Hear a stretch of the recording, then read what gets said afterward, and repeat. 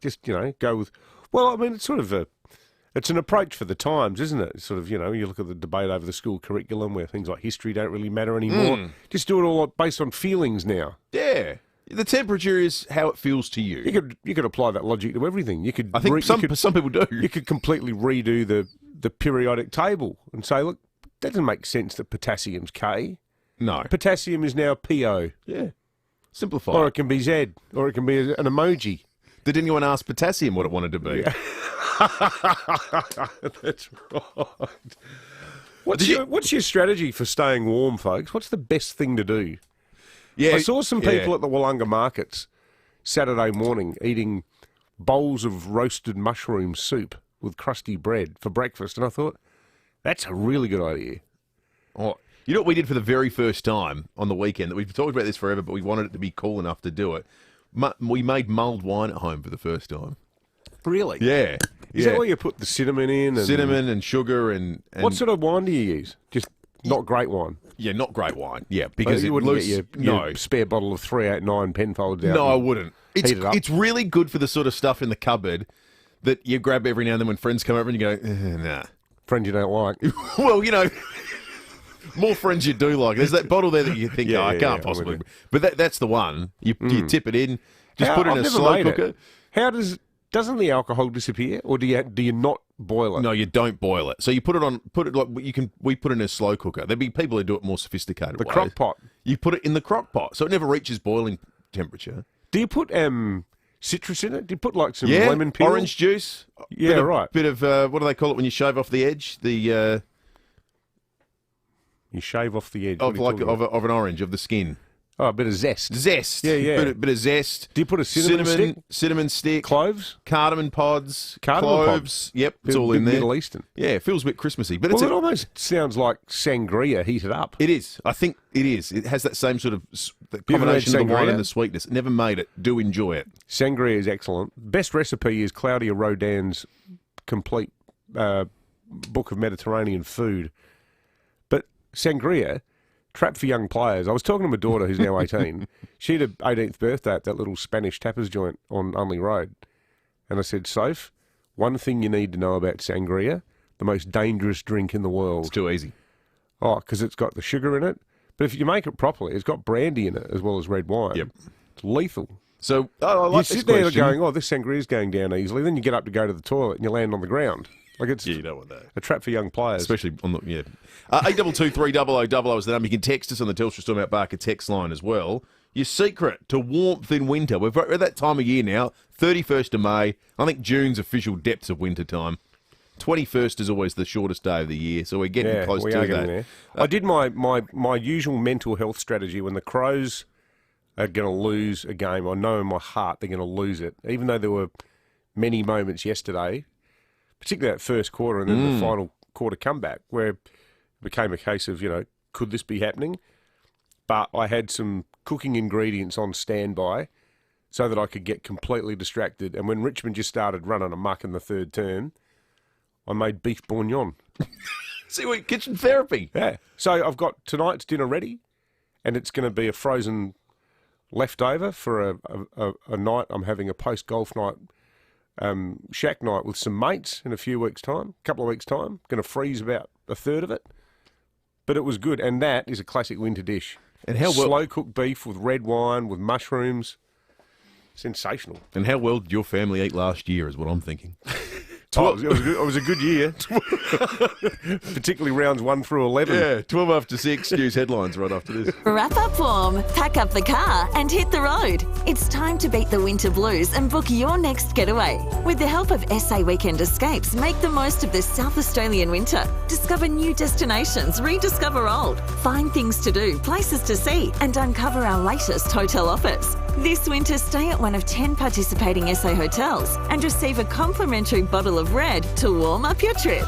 Find out more at saweekendescapes.com.au. Holiday here this year. For over 36 years, Steinborner Certified Cars has always exceeded expectations on value, service and selection, and that continues. That's why it's always well worth a trip to Steinborner Certified Cars in Gawler, Nuriotpa and Clare for great deals on new and demo Hyundai, Ford and Mitsubishis, plus SA's biggest and best range of used cars. Make the trip to one of Steinborner's 8 dealerships or view the whole range of cars now at steinborner.com.au and join the thousands who know. Steinborner Certified Cars. It's well worth the trip.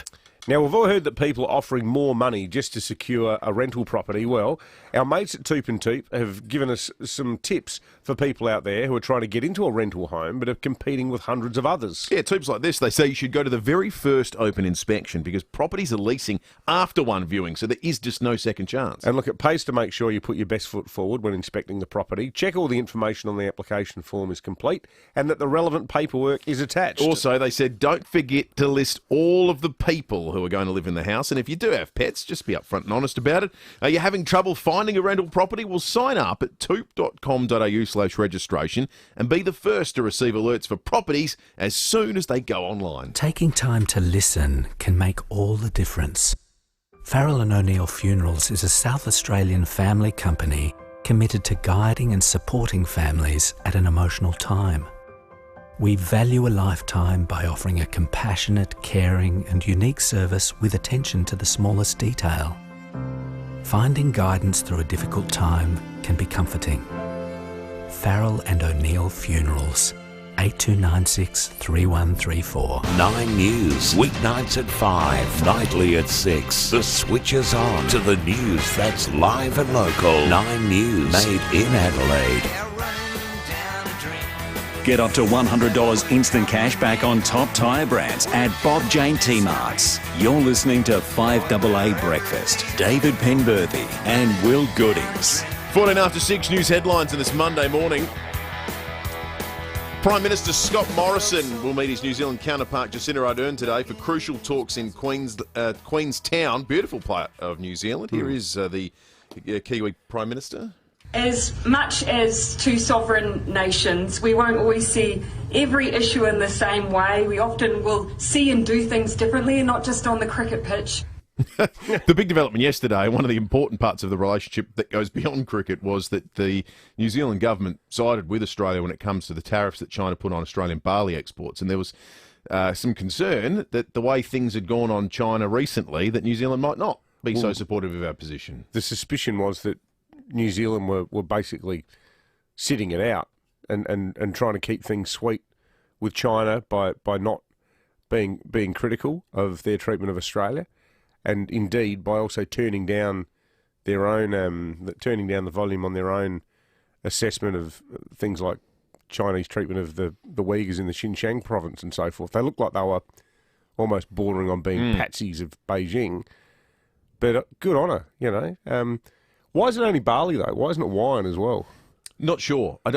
My sense is the bureaucracy around, the wheels of trade dispute land. It all moves very slowly. I didn't see much barley being grown in Queenstown. I saw a lot of wine being made there, though. And you sort of wonder whether, they're making hay while the sun shines, tariff-wise with their wine exports. Which has been the manner in which Chinese foreign policy's worked. Rather cleverly. Picks people off. Yeah, it'll make you isolated and hurt you in an area where there is competition. They can go elsewhere, and people who are typically your friends will be loath to get banned by China. Naomi Osaka could be thrown out of the French Open if she continues to boycott press conferences. The Japanese player has warned of a media boycott, citing negative impacts on her mental health. She's followed through on the first day of the competition, has been handed a fine worth more than $19,000. She's been doing this a bit. And it suggests that she'll continue to do it because press conferences don't have any thought about mental health, and she's not going to talk to people who question her and so on and so forth. Which, frankly, for mine feels a bit like, I won't ever play in the French Open because I'm not good enough at serving and hitting the ball, right? It's part of the sport. You're a professional sports person. Yeah, totally. It's what you do, unfortunately. Yeah, it's like you can't cherry pick the parts of the job that you want to do and don't want to do. Yep. I think there are times where the journos can be annoying, but she seems to have more of a broader philosophical thing, which goes to the whole concept of, I don't want to discuss any aspect of my game because it plants seeds of doubt in my head. It's like, well, you just got to deal with that. That's the whole. Particularly when she's playing as well as she is. Or That's the thing I find so weird. Or play the sport and forfeit the prize money.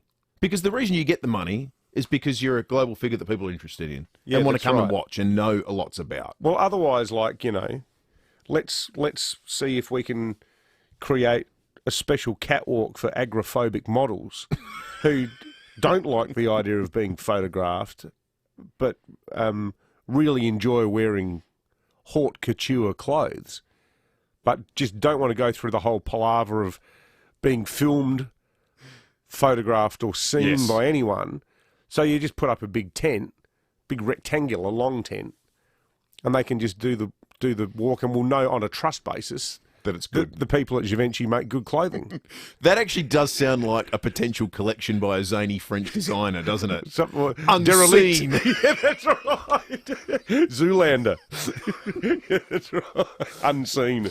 I love that. Another mass COVID vaccination hub will open in the metro area today, this time situated north of the city at Elizabeth. It's the third hub behind the Showground and Noarlunga that came online last week. Slowly but surely, we're actually trying to, tackle COVID here, it would appear. An aged care facility in Melbourne is in lockdown after a worker tested positive to coronavirus. She's among 5 new locally acquired cases in Victoria, taking the state's latest outbreak to 40. She'd received her first dose of a coronavirus vaccine, but not all residents and workers at the facility had been vaccinated. 1 in 3 staff had been vaccinated. That is just totally unacceptable. It's ridiculous. Totally unacceptable. Can someone tell me why Scott Morrison and Stephen Marshall didn't just sit down on the weekend and say, when can we just turn this factory on in Theberton? We've got the capacity here in Adelaide to make the one vaccine that everybody over 50 seems to want to take. What the hell is going on? Well, certainly no one's bothered putting forward a compelling reason as to why that's not the case, or why the cost barriers too. Like, at least afford the public the respect to say this is why we can't do it right now. Yeah, totally. 2 people are dead after another mass shooting in the United States. Multiple gunmen opened fire into a crowd outside a Miami banquet hotel. And a man has been found lying dead by the side of the road near Port Augusta. Police made the discovery after being called to Stirling North around 6:30 last night. It's believed the 20-year-old local man was struck by a vehicle travelling along the Augusta Highway. Coldest place in SA at the moment is Renmark, minus 4.6 in Renmark. Wow. It's, in fact, a new record minimum temperature for May. I always associate Renmark with searing heat. I can remember being there as a kid and going to a playground with a slippery dip and getting really badly burnt. And I think it was a 44-degree day. And I've got really distinct memories of that funny-looking paper mache T-Rex outside the reptile park. I'm pretty sure that's Renmark. I remember going there on the same family holiday. But it was stinking hot. February. They just get the extremes. It's always either the hottest or coldest place in South Australia. Well, to that point, Glenn's texted in on the Telstra Storm Mount Barker text line, clouds, i.e. water vapour, make a better greenhouse gas than CO2. Alice Springs is colder than Darwin overnight, and I've lived in both. Peter in Moonta Bay, his tip is good quality thermal underwear. Thanks for that, Pete. And Timbo says, morning chaps, according to my Willy Weather app, it is currently 1.8 here at North Haven, but it feels like 0.8. What about that? Well, I don't know. Maybe Brett Gage has got a bonfire happening next to the Weather Bureau measurement instruments this morning, because it says 10.4 in the city this morning, heading for a top of 18. Tomorrow's top will be 20 with maybe just the lightest sprinkling of rain, but probably not. Then Wednesday up to 4 mils of rain, a top of 19, up to 3 mils Thursday and 17, 17 again on Friday and 17 Saturday. So cool week on the way here in Adelaide. 21 minutes after 6, Tom Wren to wrap the weekend in sport shortly. Whether you're a sparky, a chippy, a fiery or a bikey, whether they call you curly, tubby or tiny, whether next door means a few feet or a few miles, we know the weather's harsh in South Australia. But Olympic Industries carports, verandas and sheds are tougher than most. And if they're strong enough in the country, they'll be strong enough in the city. For a limited time, you can save heaps across the entire range. Olympic Industries end of financial year sale. built to last. Cruise the breathtaking fjords and vistas of Norway and the Baltics with Phil Hoffman Travel. Sail 21 nights from Amsterdam aboard Holland America Line's newest ship, the perfectly sized Rotterdam. Visiting Copenhagen, Helsinki, Stockholm and St. Petersburg. Includes meals, entertainment, plus exclusive booking bonuses. Departing May 2022 from $5,299 per person twin share. Contact Phil Hoffman Travel. Visit pht.com.au. South Australian business owners have been working hard helping to keep jobs, create jobs and strengthen our economy. The state government is backing business all the way with a wide range of funding and support initiatives, all accessible through the SA Business Hub app. These include training incentives, regional job support, reducing the cost of doing business and more. Because the stronger our businesses are, the stronger our state will be. For the information you need to keep your business strong, download the SA Business Hub app, authorised by the Government of South Australia. When you've been around for over a century, you know a thing or two. And Business SA and Ray White have almost 300 years between them. So when an alliance is formed between Business SA and Ray White Business Sales SA, they're bringing all their experience to your business, making sure it's in top shape, whether you're buying, selling, or somewhere in between. Get in touch with the experts, Business SA and Ray White Business Sales SA on 8300 0000. That's 8300 0000. 5AA Breakfast is streaming live right now. To watch, simply head online to 5AA Facebook or search 5AA on YouTube. Buy 3, get 1 free on top tyre brands. Visit bobjane.com.au. You're listening to 5AA Breakfast. David Penberthy and Will Goodings.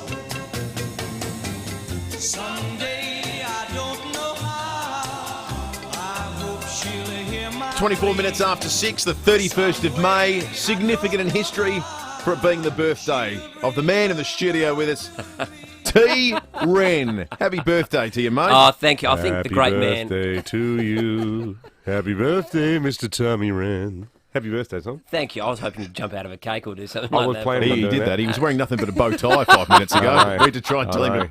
As the live stream viewers will attest. I think Clint Eastwood. Covered in sponge cake. Yeah, I think Clint Eastwood is born on the 31st. Is that right? Yeah. Yeah, actually, Oh, I think good. that is right. Yeah. So You're very similar. happy to, yeah, you're very similar. Both tough, gruff, men. Yeah. Yeah. Kill So the punk. man. One hell of a thing to do. Take away all he's ever... what is it? All he'll ever be and all he ever... All he ever was and all he ever will be. Yeah, that's right. something like that. Yeah, that's it. That's Tom. You're going to do the next 5 minutes as Clint Eastwood. Yeah. There's a challenge. I love it. The Crows, they started pretty well, but... Were they feeling lucky? Were they? They were. Unfortunately.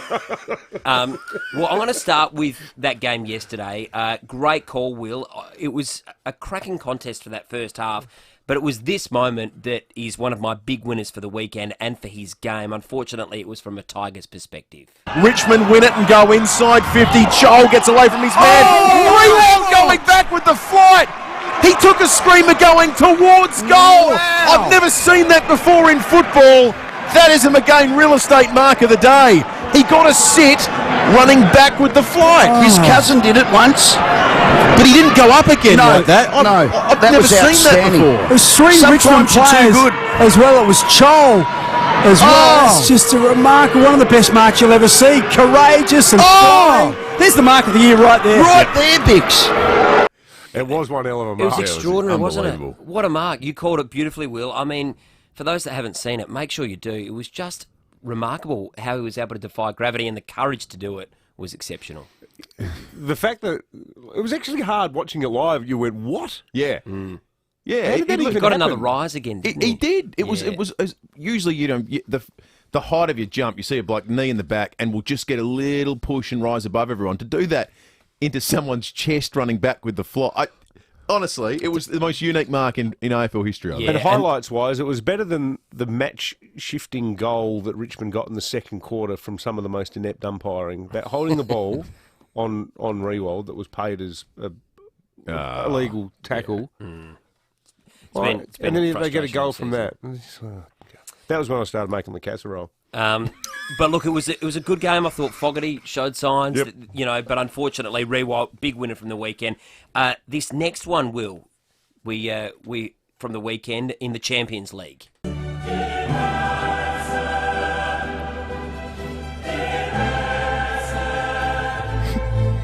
That's the Champions League music. So Chelsea took out the Champions League. Sounds like the ad for Frangelico. Yeah, it's a great. I love that. That's synonymous it is great. with the Champions League, and that is because they won the European Champions League after sacking their manager midway through the season. And Thomas Tuchel took over, and he's turned them into... Tuchel took over. Yeah, and he has just been outstanding. Now, Will, if you could play that music again, that's my second big win, because you are the Gauntlet champion. So I have to play the music again. Bloody North Melbourne. So he's got the incense out. Well, Will, wherever we go for dinner or lunch or whatever we're doing, Will doesn't have to pay for a thing. Does that mean I get to choose? You get to choose as well. All right, listeners, what is the most expensive place in Adelaide to go for lunch? Probably McGill Estate, isn't it? Well, I'm happy to take suggestions. And what I'll do is I'll put them together and then I'll tally something of a dummy bill. Yeah. And we'll see if we can't bankrupt my colleagues. And Sammy McGill Dado Estate, has to pay. Poor 'cause he Sammy. went out first. Yeah, Sam- I mean, it could be his entire wage for the year goes on this lunch. With matching wines. Poor Sammy. Oh, dear. Also, losers from the weekend. Adelaide United, unfortunately, a terrible result. They went down 4-1 to Sydney FC. They were spanked. Sydney are a good side. The T-Birds and the Sixers, I called the T-Birds yesterday. Goodness, they were so much better than they've been. But unfortunately, 5 straight losses. The Sixers, 6 straight losses. So between them, I've got them pitted together, 11 losses in a row, which isn't good. And my other loser from the weekend, look, I know the media don't always paint themselves in glory with press conferences and what they do, but I think Naomi Osaka's decision to boycott press conferences after tennis matches is bordering on farcical, and she's got to pull her head in. Yeah, well said. Totally. Is that fair enough? Yeah, absolutely. We were saying 100%. before, it's part of professional sport. Yeah. If you don't like it, don't play professional sport. There are other jobs out there. You won't be interviewed if you were a bartender. No. Yeah. So, you know, Do something else. Do something else. You can't just say... You see that over the years with some of the AFL coaches where they just sit there getting all down in the dumps and you think, well, come on, mate, you're getting paid, what, $600,000, $700,000, $800,000 a year. More than the Prime Minister. Yeah, twice the amount the Prime Minister gets. In fact, that's probably under is what I just said for some of them. Absolutely. Yeah, would be completely. And Naomi part of the job. Osaka's- And you would not be able to have a house in Malibu with 3 practice courts and waiters and staff without the public fan base that is wholly driven through the media. So the people who are paying for you to live that kind of lifestyle are the ones who watch it on television. Yeah. Yeah. So, well said. Yeah. You know, suck it up, I think princess. just needs a bit of maturity. I think there's, you know, it'll come, but not there quite there at the moment, unfortunately. Good on you, Rennie. Thanks, boys. Happy Tom. birthday. Yeah, happy Thank birthday, you. mate. Yeah, you got any cheers, plans? Pretty quiet, I think. Are you Maybe working out for over the dinner. road? Working over the road, yeah. So Yeah. maybe out tonight. Yeah. It's not a significant birthday, is it? Nah, 38. 38. Oh, that's good. We'll have to do That a means big your one. 40th is coming up. Yeah, probably. so we'll have a big one for that for sure. Bloody excellent. I'll be there. A bit presumptuous, I know. But, No, you'll certainly be there. on your top. The invites are going out early. Yeah. Transform your Just written 12-volt it down in the diary. and camping setup with Kick-Ass Productions. 2023, Tom Wren's 40th. Kick-Ass products from AustralianDirect.com.au.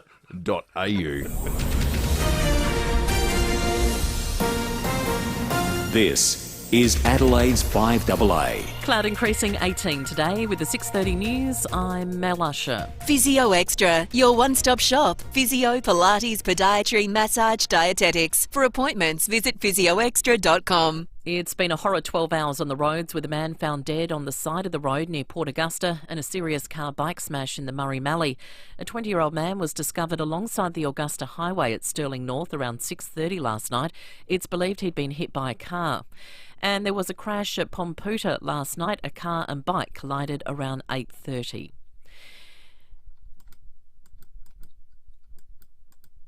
And my computer is not playing nice, and now it is. A smoke advice has been issued for Wingfield and the neighbouring suburbs. There's a fire burning at a recycling facility. The alarm was raised shortly after 5. A mystery COVID case at a Melbourne aged care facility has prompted fears the state's fourth lockdown will be extended. Contact tracing is underway for the facility in the northwestern suburbs, but COVID-19 response commander Jerome Weimer says it's still unclear where she was infected. I am concerned that we don't have, at this point in time, an acquisition source.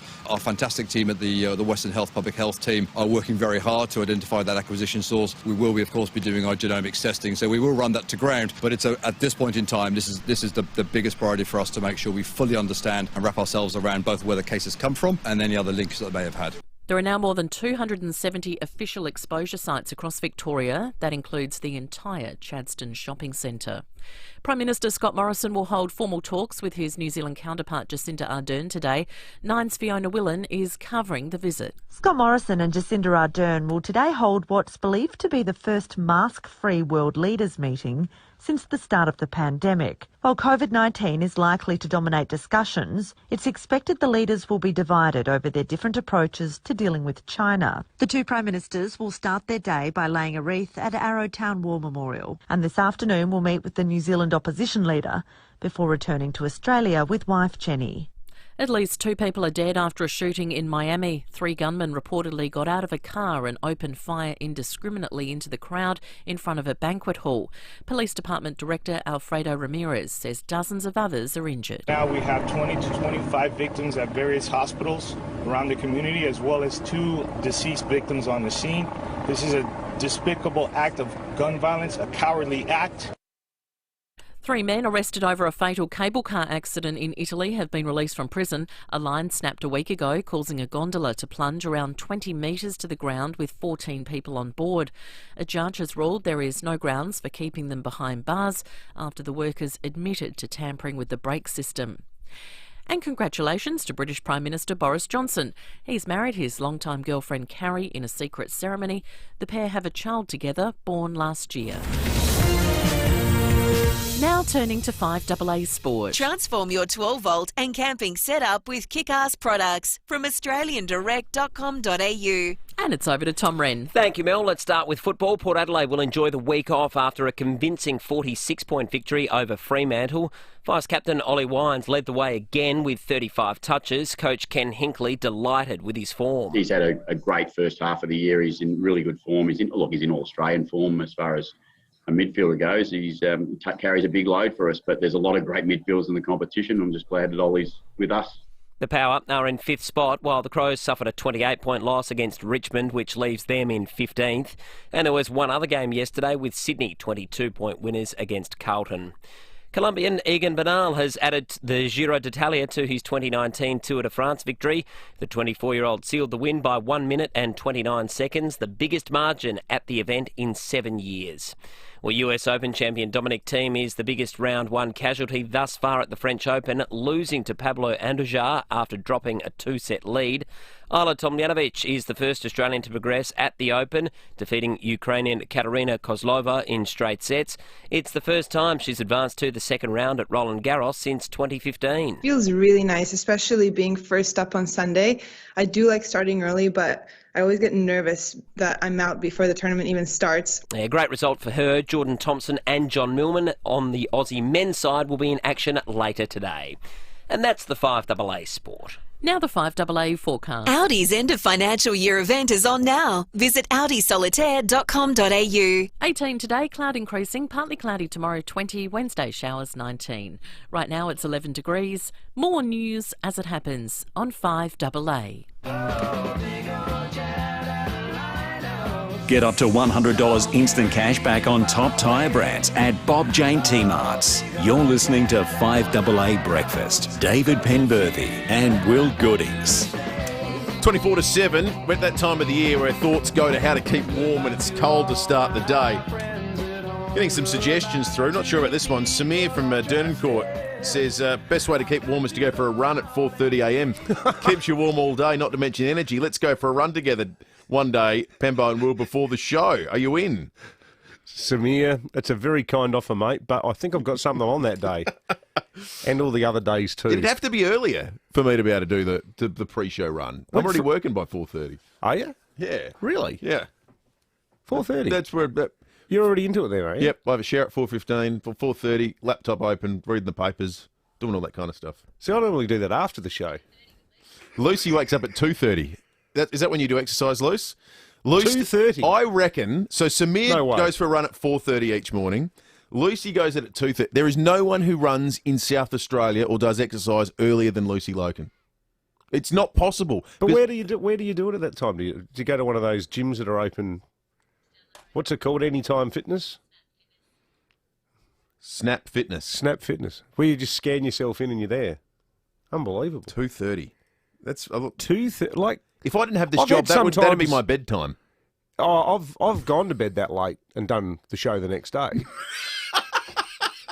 I was still up at 11 last night. No, 11:30. I was reading in bed, but I was still awake. It's quite weird how different we all are. Yeah. Well, we make it It all work. works. Peter at Moonta Bay wants to add fortified wine to his thermal underwear suggestion for dealing with the cold. And Tony And makes... what a good look it would be too. Oh, excellent. Just standing there with your tankard with the mulled red, wearing the thermal jocks. Yeah, just fantastic. something for social media. That's right. Tony has put together, I think, a really good text to us on the Telstra Storm Out Barker text line. He said, we're talking about the cold temperatures. He says, the question I'd like to put to the Bureau, or like you guys to put to the Bureau, is why there's such a disparity between locations around Adelaide. For example, the Adelaide CBD, 10.4. Parafield, 1.9. Mount Lofty, 9. Noarlunga, 8.1. But the airport, 5.2. So That is weird, isn't it? Airport to West Terrace, 5.2 degrees cooler. Well, we will ask the Bureau. They're coming up very shortly, and we'll put that question to them. Rogers saddled up in defence of Naomi Osaka. He says, who are you to dismiss completely the notion the young tennis player has anxiety issues with the after-match press conference? Where are the officials suggesting she seeks some professional assistance? Instead, they offer the ignominy of being expelled from the tournament. I'm not so quick to judge. All four of the majors, the organising committee of the majors, jointly signed a letter saying this is not up to standard. Well, they look like they're coming down on it like a ton of bricks to stop it from becoming a thing. Well, that would be trend. the danger, wouldn't it? The Australian Hotels Association, who we'll catch up with a little bit later, we're looking to chat with Ian Horn, have launched a new Show Us Your Tick campaign, highlighting the importance of a quick response or QR codes when entering licensed venues. This is in the Tiser this morning. Interesting story. Ahead of the COVID Transition Committee meeting on Tuesday, the pubs, clubs and restaurants want the current 75% density cap to be eased to full capacity. And they're saying, well, our part in this is we can make sure everyone complies with a QR code when they come into our venues. We can police this actively. In fact, the fact they've jumped on board doing this, policing it themselves and making sure everyone is 100% complying, goes to a point that people were making a couple of weeks ago about things like vaccination and other bits and pieces. Why hasn't a campaign sought to involve local businesses that people have a fondness for and say, get vaccinated so your local can open up? And then you've got the pubs who would be saying to everyone who says they serve a beer, you get a coaster that'd say, get vaccinated. There are ways that the business side of things could be a part of selling the solution to Where the you problems. link it to something that people like. Exactly right. As opposed to the government. Yeah, you should get vaccinated. Yeah, that's right. Or do it for your pub. Do it for your favourite restaurant. Do it for your corner shop. Do it so you can go to your kids' play. It's felt to me like in the last fortnight that there has been more vigilance. Two things. More compliance. I've seen more people doing it, like actual queues forming at the supermarket of people scanning. I agree. But I've also seen and heard more businesses actively saying, have you scanned? Have you scanned? And even to the point, and I found this slightly annoying actually, I went to a restaurant for a quick lunch with a mate last week, walked in, scanned myself, and then there were no waiters there, and I was early, and I was just waiting to be seated, and someone finally came over, and then they said, have you scanned, sir? And I went, yeah, I just did it at the front. And they said, can I see the tick? And I went, oh, yeah. So I got my phone, and because I'd done it so long ago, it had just disappeared. And I said, oh, all right, I'll do it again. And I feel like going, mate, like, I get it. But I suppose the thing is, as business owners, that... Can I show you a trick? And I'll tell every one of our listeners a trick, because I had the same thing happen to me and I got frustrated and I thought it's got to be better than this, and there's a way to make it better than this. If you go to a place, and now that they're all going to be policing this a lot more vigorously, and you go to, you get your little MyGov SA app and you click COVID safe check-in where the camera pops up, and Yeah. usually you hold it over the thing. There's a button at the bottom of the screen. It's the only button you can click. It says Open Last Check-In. Oh, really? So you click that, and the green tick will pop up of what you've just scanned. So you don't need to go back to the entrance or scan again. You can just show that to the people that are in the shop or the pub or wherever it might well be that say, you scanned in. You say, well, hang on, I just did it out the front. So I can't even find my app. Where the hell is it? I know it's here somewhere. See, mine only opens when I go from the camera. Oh, so, yeah, okay, you do it that way. You don't go into the actual MyGov SA app. Well, it's always on, except it's not on now. So it's just a good trick for people, because I agree, and it does feel sometimes a little bit of an impertinence when someone says to you, and you think, well, hang on, I did it 5 minutes ago. A young person's come in to help me with my iPhone. Thank you, Andy. There are certain places now. What's your last scan? Last check-in on the run Wayville. Went in There there you to buy go. 2 yowies for the boys last night. Well, you and I both doing healthy living. My last check-in was beefcakes and shakes last night. So Beefcakes and shakes. That's a nightclub, isn't it, Will? No, it's a burger joint. So both of us are really doing everything. That one in Goodyer Street. Unhealthy eating will get us well before COVID does. Andy is in the studio. Morning. Guys, your last check-in wasn't Nova Entertainment? Of course it was, Andy. Oh, yeah, no, I did that too. Yeah, definitely. I think we've established that I have not had a sick day for 4 years. If you want to find me any day of the week, well, now between Dickie D's just leaving the 6 and studio. 9 a.m., I'm here in the Nova Entertainment Studios. He's just dropped the bomb and started to walk out the room. What a dobber. It's on your desk there, guys. Is that what that is? Thanks, Andy. What about that, Andy? I mean, the problem we have... He's angling for a new position in the HR department. Tut, tut, tut. The problem is there's so much we have to do to get ready for the show. You know, picking up the pieces from Andy's rubble. Some things get missed, unfortunately. So we really meant to do that. You meant to scan every single day the place you're always at. That really backfired, that whole segment, didn't it? It did. What about that? Well, I just hope HR aren't listening. They're probably not. Probably listen to Nova. 16 to 7, it's time to check traffic. Get a great deal in 3 years free scheduled servicing and executive driven vehicles at Dave Pot Honda. Good morning at Wingfield Hines Road. Bit of smoke around the area from a fire in a recycling shed, so take a bit of care around that area. Also, Regency Park, South Road. There's a woman walking on the road at South Road, so look out for her if you're around that neck of the woods. Mount Osmond, the freeway, up track speed and lane restrictions apply for works, and look out for roadworks today. Morford Road near Claims Avenue, Glengarry. Both directions now to 40 k's, and one lane is closed there as well. NAB Equipment Finance can help you make ideas more. Search NAB Equipment Finance today. NAB, more than money. T's and C's and lending criteria apply. Adelaide's most accurate traffic on 5AA. Adelaide Cabaret Festival is here, June 11 to 26 at Adelaide Festival Centre. Book your tickets now for a spectacular program directed by Hollywood star cabaret royalty Alan Cumming. Adelaide Cabaret Festival will thrill you with song, comedy, art, magic, trivia and all sorts of cabaret delights. Warm up your winter and experience the best cabaret talent from across the country. Your banquet awaits. Book now at adelaidecabaretfestival.com.au. If delayed payments are putting a strain on your business's cash flow, don't worry. With Octet's Smart Business Financing, you can keep your business's cash flow flowing. Their debtor finance solution gives you access to up to 85% of your unpaid sales invoices within 24 hours and without real estate security. Check out the terms and conditions, as well as Octet's facility approval guidelines at octet.com. That's OCTET.com. Power your growing business with Octet. Hello.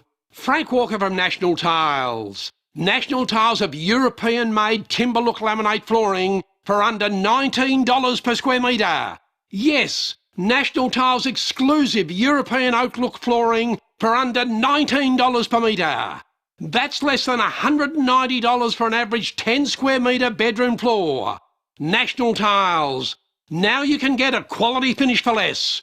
Rush in now and save.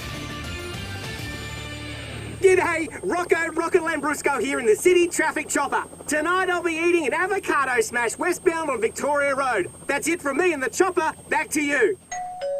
Order with Uber Eats tonight. Hi, Bronte Manuel from Toop and Toop. The weather may be cooling down, but Adelaide property prices are hot. If you've been thinking of selling your home, now is the time. But it's not as simple as listing your house and watching the dollars flow in. A knowledgeable, hard-working agent can have a huge impact on the end result. The wrong one can literally cost you thousands. If you're thinking of selling and want to work with Australia's most awarded real estate agency, call Toop and Toop on 8362 8888 or go to toop.com.au. 9 News, weeknights at 5, nightly at 6. The switch is on to the news that's live and local. 9 News, made in Adelaide.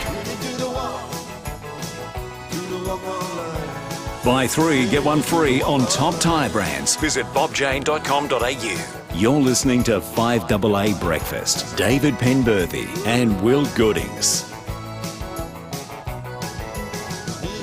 13 to 7 off to the US shortly. Tim Lester will join us. Got a text from Fred saying you guys haven't mentioned Boris Johnson getting married.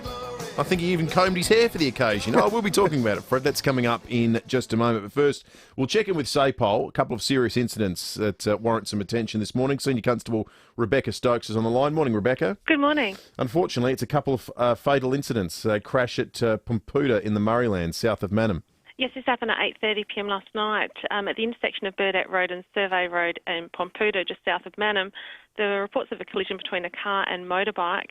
Sadly, the rider of the motorcycle, a 17-year-old local boy, died at the scene. The driver of the cars, also another young local lad, 17 years old from Murray Bridge, he wasn't physically injured in the crash but was taken to hospital as a precaution. Our major crash investigators attended this scene last night and are investigating the circumstances surrounding the crash. The road has since been reopened there. But this is the 10th motorcyclist to lose his life on South Australian roads so far this year, and just an absolute tragedy for the local community there. Is it ever? Poor kid, just 17. What a shocking waste of a young life. Also, Rebecca, sadly, another fatality, this time a pedestrian crash in Port Augusta. Yes, another young local lad has died. This was about 6:30pm last night. Police and paramedics called to the Augusta Highway at Stirling North after a man was found lying by the side of the road. Sadly, he couldn't be revived and the 20-year-old local man was pronounced dead at the scene. Our major crash investigators attended that one last night as well, and it's believed that he may have been struck by a vehicle as he was walking south along the Augusta Highway, possibly struck by a vehicle also travelling south. So that driver or anyone who may have had any sort of incident or interaction there at Augusta Highway, Stirling North, around 6pm last night is urged to come forward. We're also seeking anyone who may have been driving in the area who possibly has dash cam or perhaps remembers seeing this pedestrian walking along the roadway around 6pm, between 6pm and 6:30 last night, to contact Crime Stoppers on 1800 333 000. They may be able to assist with this investigation. Good stuff, Rebecca. Thank you for that. Thank you. Senior Constable Rebecca Stokes from SAPOL. Tom Bowick is the senior forecaster at the Bureau this morning. Tom, we've got some questions for you today about the weather because our listeners have raised a bit of an eyebrow about some of the discrepancies weather-wise across Adelaide. We'll let you take us through the forecast, but then we just want to pose to you why we've got such a variance between places like West Terrace and the airport, for example.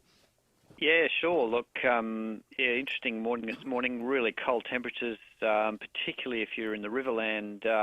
Believe it or not, Renmark's minimum temperature at the airport there, minus 4.9, which is outrageously cold. So that's actually a record minimum temperature low for that particular site as well for May. So, freezing out through there. But as far as Adelaide goes, coolish start, 18 degrees for a maximum today for Adelaide, Elizabeth, Glenelg, 16 for Mount Barker, 17 for Noarlunga. Some high cloud coming in. For Tuesday then, we'll be dry at first, up to 20 degrees, minimum of 11, so not quite so cold. Do have a shower coming in, but not till the evening as the change sort of approaches. Then there'll be a high chance of showers for Wednesday, Thursday, 19 degrees for Wednesday, 17 degrees for Thursday as a trough moves across the south of our state, and there's a low pressure system involved with that as well. Back to a slight chance of showers on Friday with 17. The weekend looks dry at this stage, 17 for Saturday, 19 for Sunday, guys. Beautiful. So, Tom, Tony sent us a text on the Telstra Store About Barker text line saying there is a huge disparity between locations around Adelaide. At the time he was looking, the CBD was 10.4, Parafield was 1.9, you had the airport at 5.2, but then you had Noarlunga at 8.1, Mount Lofty at 9. Is there something abnormal about those readings today? No, it does happen. If you get these days where you've got a northeasterly wind that sort of comes in at... if some locations it doesn't quite sort of get down to the ground, the northeasterly wind, it stays sort of a bit higher, and if the atmosphere stays calm, then you get the really cold temperatures. But where that wind just breaks through a little bit through the atmosphere, it gets warmer. So you can get big discrepancies in temperatures over a very small area. So I noticed that when I was coming into work this morning, the temperature was sort of up and down depending on where you were. Yeah, it's a great explanation, Tom. Thank you. Cheers, for that. Tom. Okay. Tom Bowick, senior forecaster at the Weather Bureau. It's actually great weather for being physically active. Like it's the perfect weather for getting out and doing stuff. Like yesterday, me and Sam went for a walk through the Aldinga scrub. We walked up from down the southern end near Norman Road up to Sheoak Avenue and back again. I think it's called Wattle Loop, and you sort of do this oval shape. Basically just walking on one big sand dune through there, but there's kangaroos everywhere. It's fantastic. Yeah, you're not going to overheat. You get blasé about seeing kangaroos as an Australian. Yep. But I said to Sam, we're so lucky that we can do this, mate. Like imagine like people in Japan or America telling them that in a suburban part of town, you can jump over a little wire fence, walk about 100 metres, and there's a giant kangaroo just staring at you. It's excellent. Yeah, it is extraordinary. 7 to 7, we're off to the US. Speaking of the US, Tim Lester will join us from 7 News right after this. Hi, Hearing Australia. Oh, hi. I'd like to inquire about hearing aids, please. Okay, well, it sounds like you're having a ball, so I'll be quick. Our range includes hearing aids that can be so discreet people probably won't realise you're wearing one. And for eligible pensioners under the Hearing Services Program, there are 3 device choices to choose from that are free. And we will care for your hearing for life. I like the sound of that. Oh! Hearing Australia. Discover the secret to celebrating sound in your life. Call 134 432 or 134 HERE today. You're invited to an evening of food from around the world. Wine tastings and product demonstrations, including the latest from Miele, Asco, Neff and Smeg. It's all to celebrate the relaunch of the newly renovated Mr. Dishwasher Adelaide Appliance Gallery showroom. Save the date, June the 2nd at Mr. Dishwasher Adelaide Appliance Gallery. It promises to be a night of cooking inspiration and kitchen innovation. Numbers are limited, so book now at adelaideappliancegallery.com.au. South Australian business owners have been working hard helping to keep jobs, create jobs and strengthen our economy. The state government is backing business all the way with a wide range of funding and support initiatives, all accessible through the SA Business Hub app. These include training incentives, regional job support, reducing the cost of doing business and more. Because the stronger our businesses are, the stronger our state will be. For the information you need to keep your business strong, download the SA Business Hub app, authorised by the Government of South Australia. 5AA Breakfast is streaming live right now. To watch, simply head online to 5AA Facebook or search 5AA on YouTube. Get up to $100 instant cash back on top tyre brands at Bob Jane T-Marts. You're listening to 5AA Breakfast. David Penberthy and Will Goodings.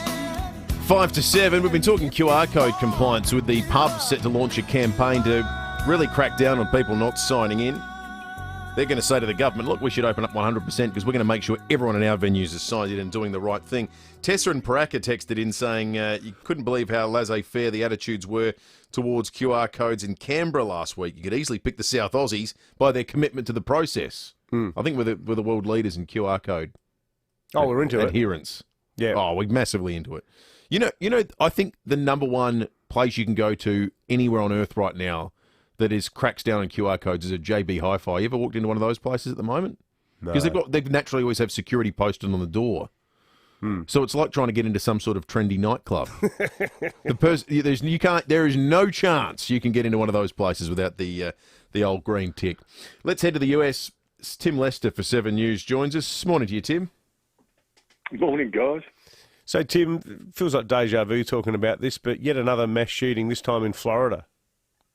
Yes, quite a scary one in the sense that apparently 3 men turned up in an SUV, jumped out and sprayed gunfire into a concert hall that had been booked out for an event, injuring many, killing 2. Perhaps the death toll probably remarkably low given the scene. And this on a day where the New York Times tells us that gun sales in the United States have absolutely rocketed, taken off during the pandemic. They've been at all-time highs to the point where the FBI is having to clear on some days, or some weeks rather, having to clear 1 million new firearms in the US purchased in a week.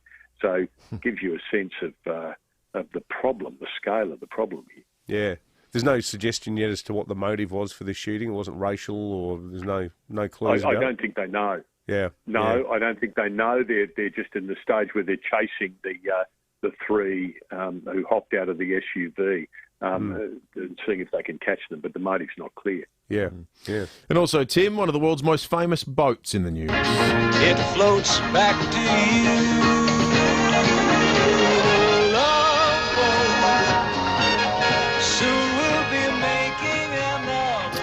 We've lost the skipper of the Love Boat, Tim. Gavin McLeod, how sad, passed away, aged 90, and those who followed the skipper's career, it went back further than the Love Boat. The Love Boat's back far enough. I mean, back to 1977, but Gavin McLeod before that had starred in the Mary Tyler Moore Show, and also, I don't know whether you remember the old war movie Kelly's Heroes. McHale's Navy was in that as well. So he was, and interestingly, had said that he could never get a gig as a young actor because he was bald when he was 18. But as soon as he bought a second-hand toupee, his career turned. So there you go. I don't know what you make of that, but that apparently did it for him. He just needed hair initially. Of course, by the time he was the Love Boat captain, he wasn't apologising for it. He was completely. Jeez, he was very funny as Murray in the Mary Tyler Moore Show. That very fond memories from the 70s watching the Love Boat. It was excellent TV. Good Julie on you, Tim. McCoy, was it Julie McCoy? Was Good the chatting. cruise coordinator, and Gopher, was there someone called Gopher?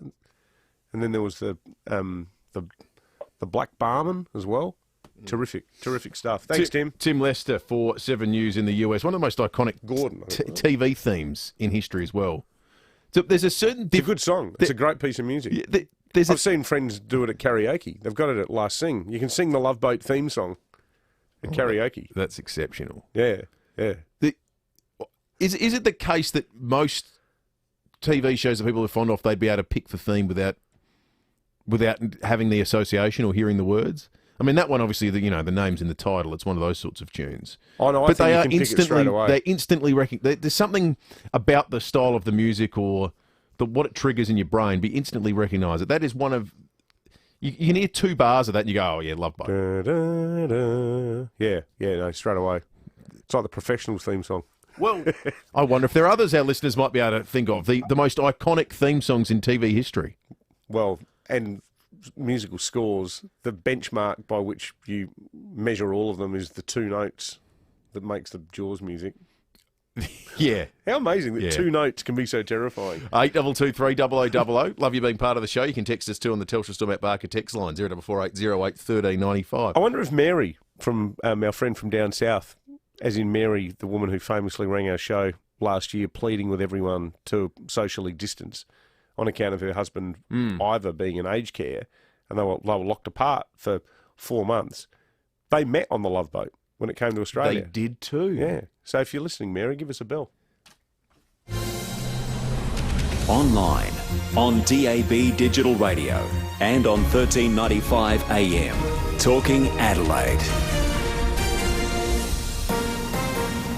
This is Adelaide's 5AA. Cloud increasing 18 today with the 7 o'clock news. I'm Mel Usher. The X in Physio Extra stands for extra time, extra care, extra convenience. With 6 locations. Visit physioextra.com. Another motorcyclist has lost their life on our roads. Senior Constable Rebecca Stokes says there was a car-bike smash at Pomputa near Mannum last night. There were reports of a collision between a car and motorbike. Sadly, the rider of the motorcycle, a 17-year-old local boy, died at the scene. The driver of the car is also another young local lad, 17 years old, from Murray Bridge. He wasn't physically injured in the crash but was taken to hospital as a precaution. The teenager is the 10th motorcyclist killed in SA this year. And it's believed the death of a 20-year-old man near Port Augusta is the result of a hit run. He was discovered lying next to the Augusta Highway at Stirling North around 6:30 p.m. One of Australia's leading business groups says the impact of Victoria's fourth COVID lockdown will continue to be felt long after it officially ends. The Victorian government estimates the 7-day shutdown will cost the economy $700 million. Paul Guerra from the Chamber of Commerce and Industry says business confidence has taken a major hit and workers could head to New South Wales or Queensland. If the casuals don't have money coming in, they will look for other options. We know there's incentives for our workers to move north. Another mass COVID vaccination hub will open in the metro area today. This time it's situated north of the city at Elizabeth. It's the third hub to come online in Adelaide, following the Showground and Noarlunga, which delivered its first vaccines last week. Prime Minister Scott Morrison is preparing to hold formal talks with New Zealand counterpart Jacinda Ardern. COVID-19 and the relationship with China are expected to dominate discussions. New Zealand has indicated it will back Australia in the trade fight with Beijing over barley tariffs. 2 people are dead after another mass shooting in the United States. Multiple gunmen opened fire into a crowd outside a Miami banquet hall. Nine's Alison Petrowski reports. The shooting took place just after midnight on the outskirts of Miami. 3 gunmen with assault rifles pulled up in a white SUV and police say fired indiscriminately at the crowd. 2 people died at the scene, at least 22 more are injured. 1 remains in a critical condition in a Miami hospital. This is the director of the Miami-Dade Police Department, Alfredo Ramirez. This is a despicable act of gun violence, a cowardly act. The 3 alleged gunmen are still on the run. Meanwhile, new figures show gun sales are up. More than 1/5 of Americans who purchased a gun last year were first-time gun owners. A deal has been reached which could spell the end of Israeli Prime Minister Benjamin Netanyahu's time as leader. A far-right politician who holds 6 key seats in Israel's parliament says he'll join a governing coalition that would oust Mr Netanyahu. Now turning to 5AA Sport. Transform your 12-volt and camping setup with kick-ass products from australiandirect.com.au. Oh, another bad weekend for the Crows, Tom Wren. Unfortunately, wasn't it, Mel? And the Adelaide coach, Matty Nix, says his team will be flexible and ready to play whenever and wherever is required for this Saturday's clash against Collingwood. The match has been cast into doubt with the Pies players and staff needing special exemptions from SA Health to play here. Nix says they'll be ready regardless. So it's not locked in as yet, so we'll have to wait on the AFL to give us more information. We're planning for a Saturday game in Adelaide. Obviously, there's a fair bit still to go through with that. So we'll wait on the AFL. We'll be flexible, ready to play wherever it need be. Now, as you touched on, Mel, the Crows suffered a 28-point loss against Richmond, while the Power made it back-to-back wins with a convincing 46-point victory over Fremantle at Adelaide Oval last night. The Adelaide Thunderbirds have gone down in a heartbreaking 1-goal loss against the Sunshine Coast Lightning. The T-Birds led by 3 in the final term but couldn't hold on and are the only winless team after round 5 in the competition. The Adelaide 36ers have suffered a 6th straight loss after being beaten 97-83 against Illawarra. Meantime, the Phoenix Suns lead the LA Lakers by 18 points midway through the final term in their playoff game in the NBA. 2 games in the A-League yesterday, Western Sydney keeping their faint finals hopes alive following a 2-0 win against Brisbane, while Wellington and Perth Glory played out a 2-2 draw. And Frenchman Fabio Quartararo has won the Italian MotoGP event overnight, with Aussie Jack Miller coming 6th.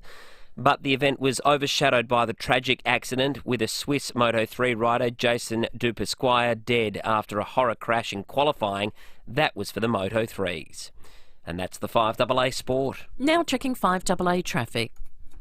Get a great deal and 3 years free scheduled servicing on executive-driven vehicles at Dave Potter Honda. At Hyde Park, Carvey Park Car, Park Street near Macklin Street. At Fulham, traffic light fault there. Tapley's Hill Road near Chippendale Avenue at Fulham. At Wingfield, Hines Road. There's a fair bit of smoke around the area this morning. That's from an earlier fire in a recycling shed. And Mount Osmond, the freeway up track. Speed and lane restrictions apply for works there too. A couple of speed cameras this morning. Duthie Street, Malvern, and Everard Avenue at Ashford. Anaconda Modbury has had a facelift. Celebrate celebrate with 20 to 50% off store-wide. Some exclusions apply. Shop in-store this weekend. Anaconda Modbury, open Saturday. Adelaide's most accurate traffic on 5AA. Now the 5AA forecast. Audi's end of financial year event is on now. Visit audisolitaire.com.au. 18 for your Monday, cloud increasing, partly cloudy tomorrow and 20, Wednesday showers and 19.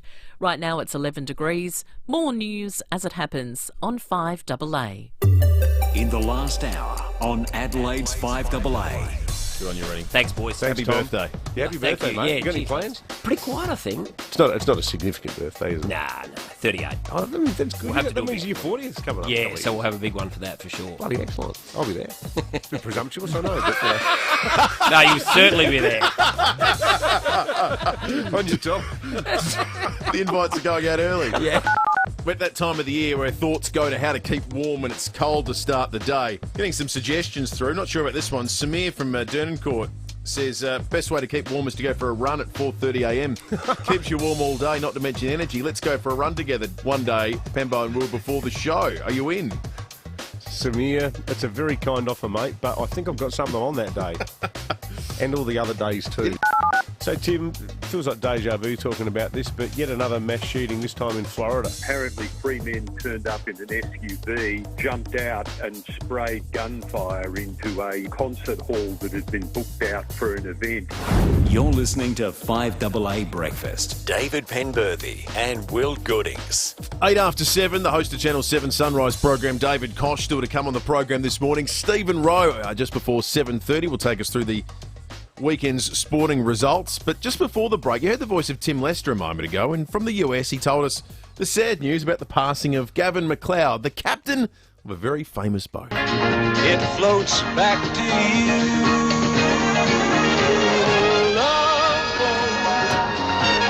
Soon we'll be making another run. Now, what David very astutely recognised instantly is that we have a listener who was on the Blood Boat. Mary in Christie's Beach, who we've got on the line now. Mary, good morning to you. Good morning. How are you going there, Mary? It's been a while since we've spoken. Yeah, no, pretty good, thank you. Yeah, That's we're going good. along quite well. Well, we just crossed to the US and spoke to Tim about the sad passing of Captain Stubing, as he was known. And I just said before that when we spoke last year, you told me that wonderful story about how you and your husband Ivor met on the Love Boat itself. Yeah, sadly, we didn't meet Captain Stubing because he was an actor. He wasn't a real captain. I don't know how we would have got on being on the Love Boat with an actor at the helm. You might still be drifting around somewhere in the Pacific. Be nice. It'd be nice. Yeah. Certainly would. So, can you remember what year was it that you went on the boat? 1980, and then again in 1990.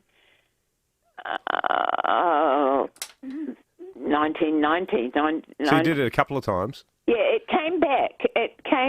Having not been in Australian waters for 10 years, it came back, and we went on our 10th wedding anniversary. Oh, wow. Because it all sort of started on the... Because weren't you working as a teacher in New Zealand, and then yes, you travelled back and forth, and yeah, Ivor... no, I was working as a teacher in New Zealand, and my mum had just died, and the principal of the school said to me, "You need a break," because I'd been, looking after my mum, which she had myeloid leukemia, and I didn't think I needed a break. And he said, yes, and my sister-in-law, who was a travel consultant, unbeknown to me, had booked me on this cruise, and I thought, well, how stupid. I don't want to go on a cruise on my own. But anyway, I went more or less to please everybody because they all thought I needed to go. And yes, and I met this very lovely gentleman, and he had already been on the cruise he started out from Sydney, and then the cruise came around to New Zealand, and there was no great romance while we were on the ship. But the day that we came back to New Zealand, he'd already got off in Sydney, and the phone went, and he rang, and he said, "I'd like to come and see you." And I said, "Oh, that's nice," thinking, in a year's time or something when he's got some more holidays. And I said, "When were you thinking?" And he said, "Friday." No, Sometimes you got to seize the moment. And we got engaged. It's a beautiful story, Mary. How's Ivor doing at the moment, Mary? He's doing really well. He really is. He wasn't too good at Christmas. We thought we'd lost him at one stage, but no, he's doing really well. I was down there with him yesterday, and we went for a drive, and beautiful. It's good. He remembers, like he often people will say, how did you meet your wife? And he always says, I met her on the Love Boat, Oh, it's a lovely story. It is. Nice to hear. He's got dementia, Yeah. No, that's great. Lovely to hear Good on you, Mary. a lovely real world story out of something that started as a conversation this morning about a TV program. Mary, thank you. Mary from Christie's Beach on the Love Boat on the occasion of the passing of the fictional Love Boat captain, the actor who played him, Gavin McLeod. We've been playing that little bit of the Love Boat theme over the course of the first hour of the show. Instantly recognisable. Got us talking about TV show tunes. Steve in Port Noarlunga, what's the most recognisable, do you think? Oh, look, I'm really sorry. I'm going for movies. That'll do. Yeah, have to be number one. It has to be Jaws. You only have to play and that's it. Yep. Star Wars, and I reckon the Pink Panther, Henry Mancini. Oh, yeah. Dun, dun, dun. Yeah, again. Yeah. That's a really simple one again, isn't it? 4 notes. Dun, dun, dun, dun. Andrew on the mobile, good morning. Good morning. Good morning, Will. I'll give you two. Hawaii FIVEaa, of course, the Jack Lord version, and the FBI with Efren Zimbalist Jr. And they both had that real strong bass line. They sort of, there's something similar about them. Yeah, Hawaii FIVEaa, as soon as you heard the first two bars, you knew straight away what it was. And the original FBI series, as soon as you heard the first two notes, you knew what that was. Oh, that's good, Andrew. Thank you. Like that. I like that. Oh, era specific too at the moment as well. There's sort of a... If you're into your hard punk rock, Radio Birdman's version of Aloha Steve and Dano, Hawaii FIVEaa, fantastic song. Excellent. 13 after 7. I roll from Will. 8223 I don't know. I roll. Just good for our punk rock section of the listener base. There's a few of them out there, Will. Yep. You can Radio Birdman fans listen to 5AA. You'd be surprised. Text us too on the Telstra Stormont Barker text line 044808 1395. We'll check traffic now. Thanks to Dave Potter. Get a great deal on 3 years free scheduled servicing and executive-driven vehicles. Dave Potter. At Mount Osborne, going to break down on the up track near Measdays Bridge. One lane is closed there. Hyde Park, Carvey parked car. That's Park Street near Macklin Street. At Fulham, a pedestrian crossing fault there. Tapley's Hill Road near Chippendale Avenue, Fulham. And at Wingfield, got a bit of smoke around the area from an earlier fire in a recycling shed. Do take some care if you're around that area this morning. Speed cameras look out for Lonsdale Road, Hallett Cove, and Mortimer Street at Karata Park. Heading bush these holidays? Petters Track Rider four-wheel drive products offer a total undercar solution. Perfect for towing and load carrying. Petters, the four-wheel drive undercar experts. Adelaide's most accurate traffic on 5AA. Like Colonel Light's salute, a meat pie swimming in pea soup, covered in tomato sauce. Like the bronze pigs in Rundle Mall and the Popeye on the Torrens. The world-class Adelaide Oval and our pristine beaches. Things that make our fine state. It's who we are.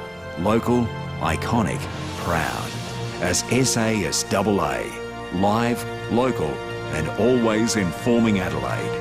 5AA. The Barossa Valley is a place where things mature well and the locals really appreciate good vintage, which is why it makes sense to make the vine change and call the Barossa home.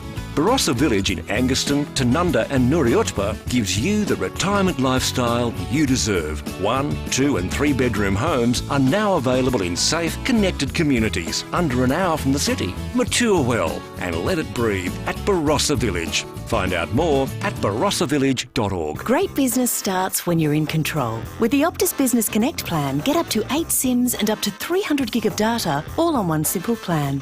Great business starts with yes. Explore the Optus Business Connect plan in-store or online today. T's and C's apply.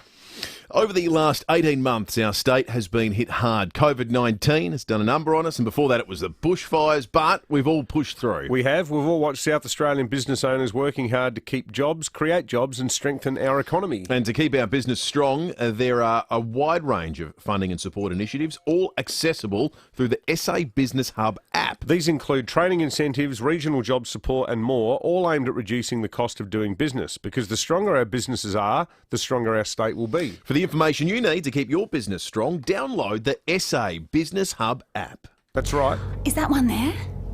No. Oh, found one. Maybe not. Small car hiding behind the big ones. Oh, are they leaving? No, they're getting their bags out the back. I'll just do one more lap.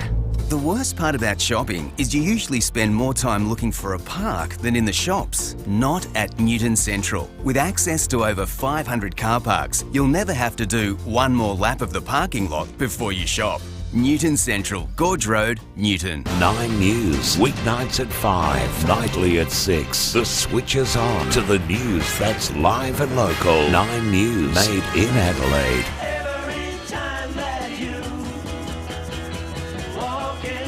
Get up to $100 instant cash back on top tyre brands at Bob Jane T-Marts. You're listening to 5AA Breakfast. David Penberthy and Will Goodings. 7 after 7, there were demonstrations across the country over the weekend. Here in South Australia too, we had several hundred anti-vax demonstrators, QAnon conspiracy theorists, a bunch of others marched from Rundle Mall to Victoria Square, where there was a host of speakers. Some said the pandemic did not exist. Others said QR codes were an unfair invasion of privacy and individual liberty. People complained about the media, police, SA Health. A reporter was spat on. That's gross. Female reporter, gobbed on. There was people in the name of freedom, apparently. Yeah, well, there was people breathing. You saw a bit of that interstate as well, trying to breathe in the faces of media that tried to cover the story as well. There is some weirdness. There's a sort of a latent level of weirdness in public debate, and I'm not sure if it's greater than it would typically be, or just more concentrated. Because there's one issue around which a whole bunch of these people can now be galvanised. There's always going to be people that dissent from what is mainstream opinion and a mainstream acceptance of what are the facts on any given debate. But rarely do we get a debate that becomes so all-encompassing that it crystallises all the opposition into one place, so we can get rallies like this with all these sorts of bits and pieces of fractured logic. And we get a bit of it. We get a bit of it. Well, we got a text here this morning, and it's worth reading out as an intro to our chat with Associate Professor Holly Seal from the University of New South Wales. The text says, "Well done to the people of SA. Keep up the great work with the QR codes. You are officially the dumbest human being," his mistake, not mine, "you are officially the dumbest human being in Australia, maybe even the world. And to us, great propaganda boys, the media will be held accountable for their involvement in this treason." We'll cross over now to talk to Associate Professor Holly Seal, who is the perfect person to be speaking to about this, because she's not only something of an expert in epidemiology, but she also understands the social sciences sort of side of this phenomenon. Professor Seal, that text we just read out, to me, sounds like it's written by someone who is impervious to reason and would regard the conversation we're now having as a validation of his own views. How do you get to a person like that? Yeah, look, that is the challenge. And what we just heard in that text is exactly what we're hearing again and again on social media channels. You know, we hear it in our mass media, but unfortunately we also hear it across our dining tables. And, you know, I was out for dinner with friends on Saturday night, you know, and you know, naturally talking about, you know, when people would go and get the vaccine, assuming that everyone was going to sign up, you know, and even amongst friends starting to hear those kind of rumours and misinformation coming across the table and thinking, oh, no, hang on, how am I going to try and, you know, make sure that people, you know, actually get the truth of the matter, and we're not persuaded by what they've heard on social media. And that is really, it's a hard thing. You know, even when we have all of the facts and, you know, we can point out to government websites, there's a huge amount of emotion in this too. And people are angry, people are upset, people are frustrated. And when you have all of that mix, you know, you kind of think, well, you know, what am I going to do? But we know that there are ways that we can start to break this down. And the first bit is to acknowledge that it is a challenging space and that there is emotion there.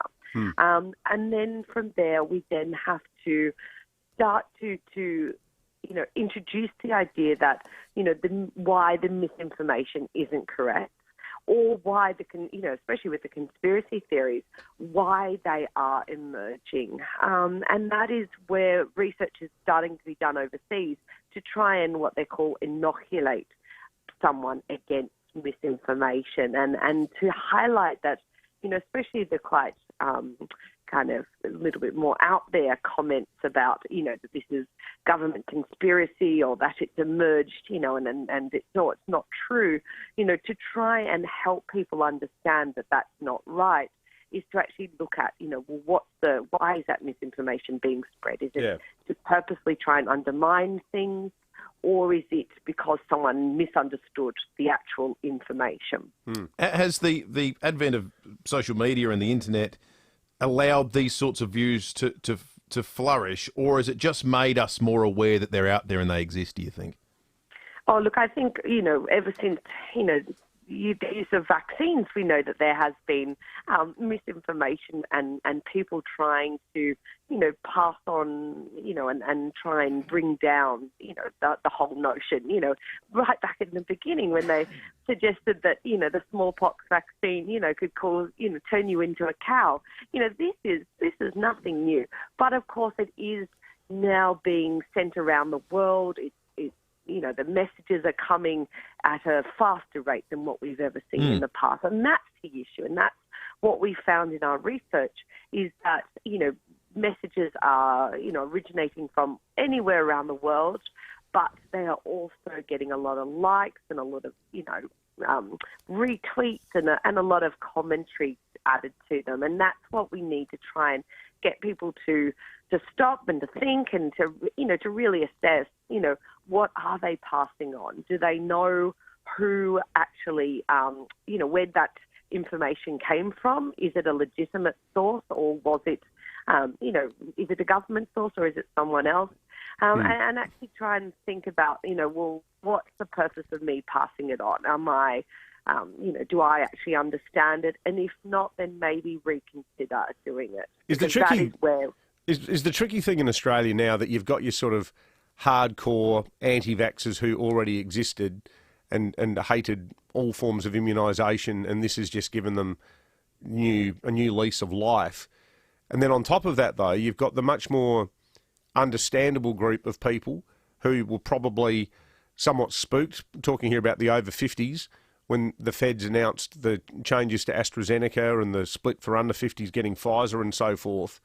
The people who are just unnerved, they're not conspiracy theorists, they're just a bit worried about what they've heard and read. And a lot of that has been in the mainstream media, and a lot of it's been confirmed by governments doing the things that they've done with changing the vaccine rollout. How do you make sure that those good people who've just got valid qualms don't get sucked into this vortex of weirdness where everything's just made up? Yeah, and that's where we really need to break it down. So the people who will refuse vaccine those who really refuse vaccination really make up a very small proportion. So, in the childhood program, it's about 2%. So if they don't just stop vaccines, they won't accept probably any sort of mainstream medicine. And so we definitely need to differentiate that to those people who have questions right now, or who need more information, or need some time talking to someone to really feel reassured that, they're making the right decision, either to receive it or to decide to either wait or not to receive it. And that is what, we need to work on. And a lot of focus is being put on making sure that health workers, have the confidence and skills to have those conversations about the safety and benefits and also the risks associated with the vaccines. And that also members of the public are aware of the tracking that's happening, looking at the minor adverse events, and so they're comfortable with that information. But it's also going to have to happen around our own dining tables too. Yeah. And this is where we're asking people to start sharing stories. Tell people about your own experiences with receiving the COVID vaccine. Tell them about, what happened during the appointment.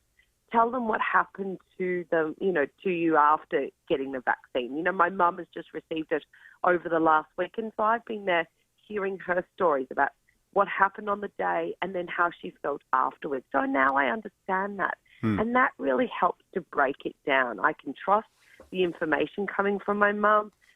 She, I can relate to it. And so, I feel better and more confident now because I can go forward knowing that a very close family member has been there ahead of me and gone through. Absolutely. Holly Seal, Associate Professor at Uni of New South Wales. Thanks very much for joining us this morning. Thank you. 26 minutes after 7. Let's reflect on the weekend in sports. Stephen Rowe joins us. Used vehicle stock always changing at North Point Toyota, Hillcrest, Prospect and Port Augusta. It's the North Point way. Morning to you, Rowie. Oh, Pemba, Will, good morning. Start with the Crows. Their first and last quarter, a glimpse of the future. Their second and third, well, it was a reminder of the past. It was a 33-point deficit at three-quarter time. Well, the lads got it to 8, which was terrific. Enter Jack Riewoldt, took mark of the year. He really did swing momentum then. They were simply too good in the end. Here's the thing. Tigers had 100 more uncontested possessions. Almost 100 of them were marks, 146 to 55. 20 of them, fellas, 20 were inside 50. Other than that, everything else was solid. And for me, well, we called it together. It was a frustrating loss. Yeah, the last quarter, I started to believe. It looked like they were half a chance of stealing it.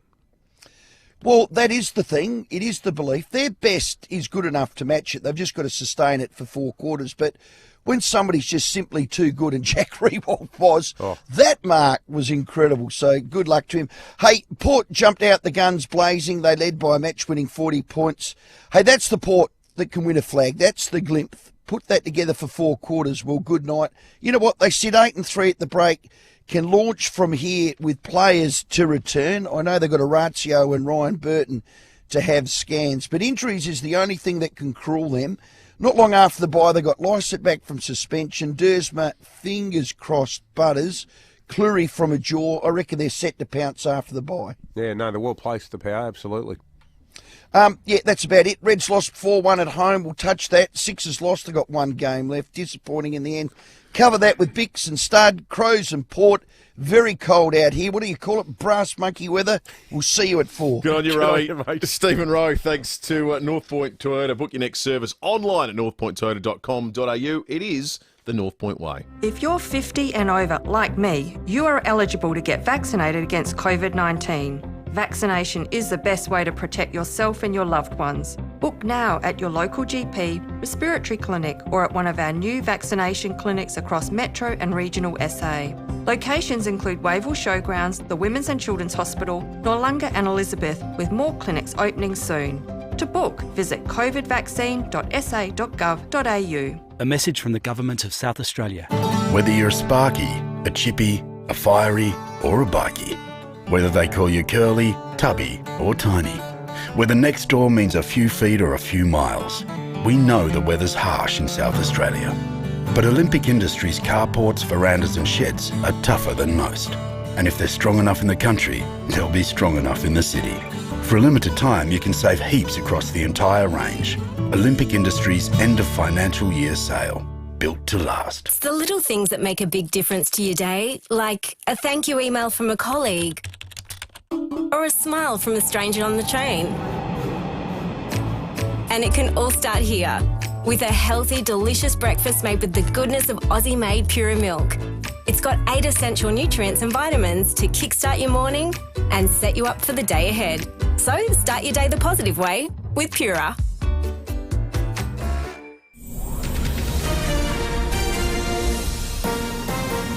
This is Adelaide's FIVEaa.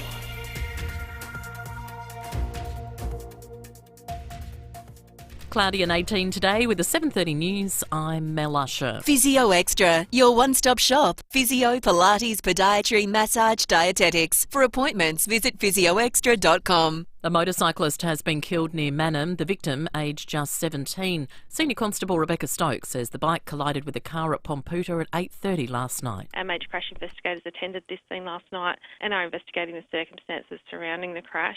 So this is the 10th motorcyclist to lose his life on South Australian roads so far this year, and just an absolute tragedy for the local community there. It appears a hit run has claimed a life near Port Augusta. The result, a 20-year-old man was discovered lying next to the Augusta Highway at Stirling North around 6:30 last night. He was pronounced dead at the scene. All staff at the aged care facility in Melbourne's northwest at the centre of a potential COVID outbreak will be offered the vaccine today. A staff member tested positive on Friday. The vaccine rollout at the home only began on May 12. She'd received her first dose, but about 2/3 of her colleagues and 30% of residents have not. Federal Health Minister Greg Hunt says the jabs are not mandatory. I would reaffirm again, in the strongest possible way, we would encourage all of those families who have elder Australians who are part of their network that are within aged care to consent. More vaccination options come online in South Australia today. A new hub offering the COVID jab will open in Elizabeth. Bookings can be made via the SA Health website. There's a call for more awareness about the risks associated with tobacco use. It's World No Tobacco Day, urging smokers to commit to quit. The Cancer Council's Alicia Brooks says help is available to anyone looking to give up smoking. We know that, smoking and people's quitting journey looks very different for different people, and people can quit many different ways. But the quit line across actually all of Australia is there for any help that people need. So they're on 13 78 48. At least 2 people have died and more than 20 others have been injured in a mass shooting in the US. Local police say 3 people climbed out of a car with assault rifles and handguns and started firing outside a hall in Florida. At least one of the injured is in a critical condition. 3 men arrested over a fatal cable car accident in Italy have been released from prison. The line snapped a week ago, causing a gondola to plunge around 20 metres to the ground with 14 people on board. A judge has ruled there is no grounds for keeping them behind bars after the workers admitted to tampering with the brake system.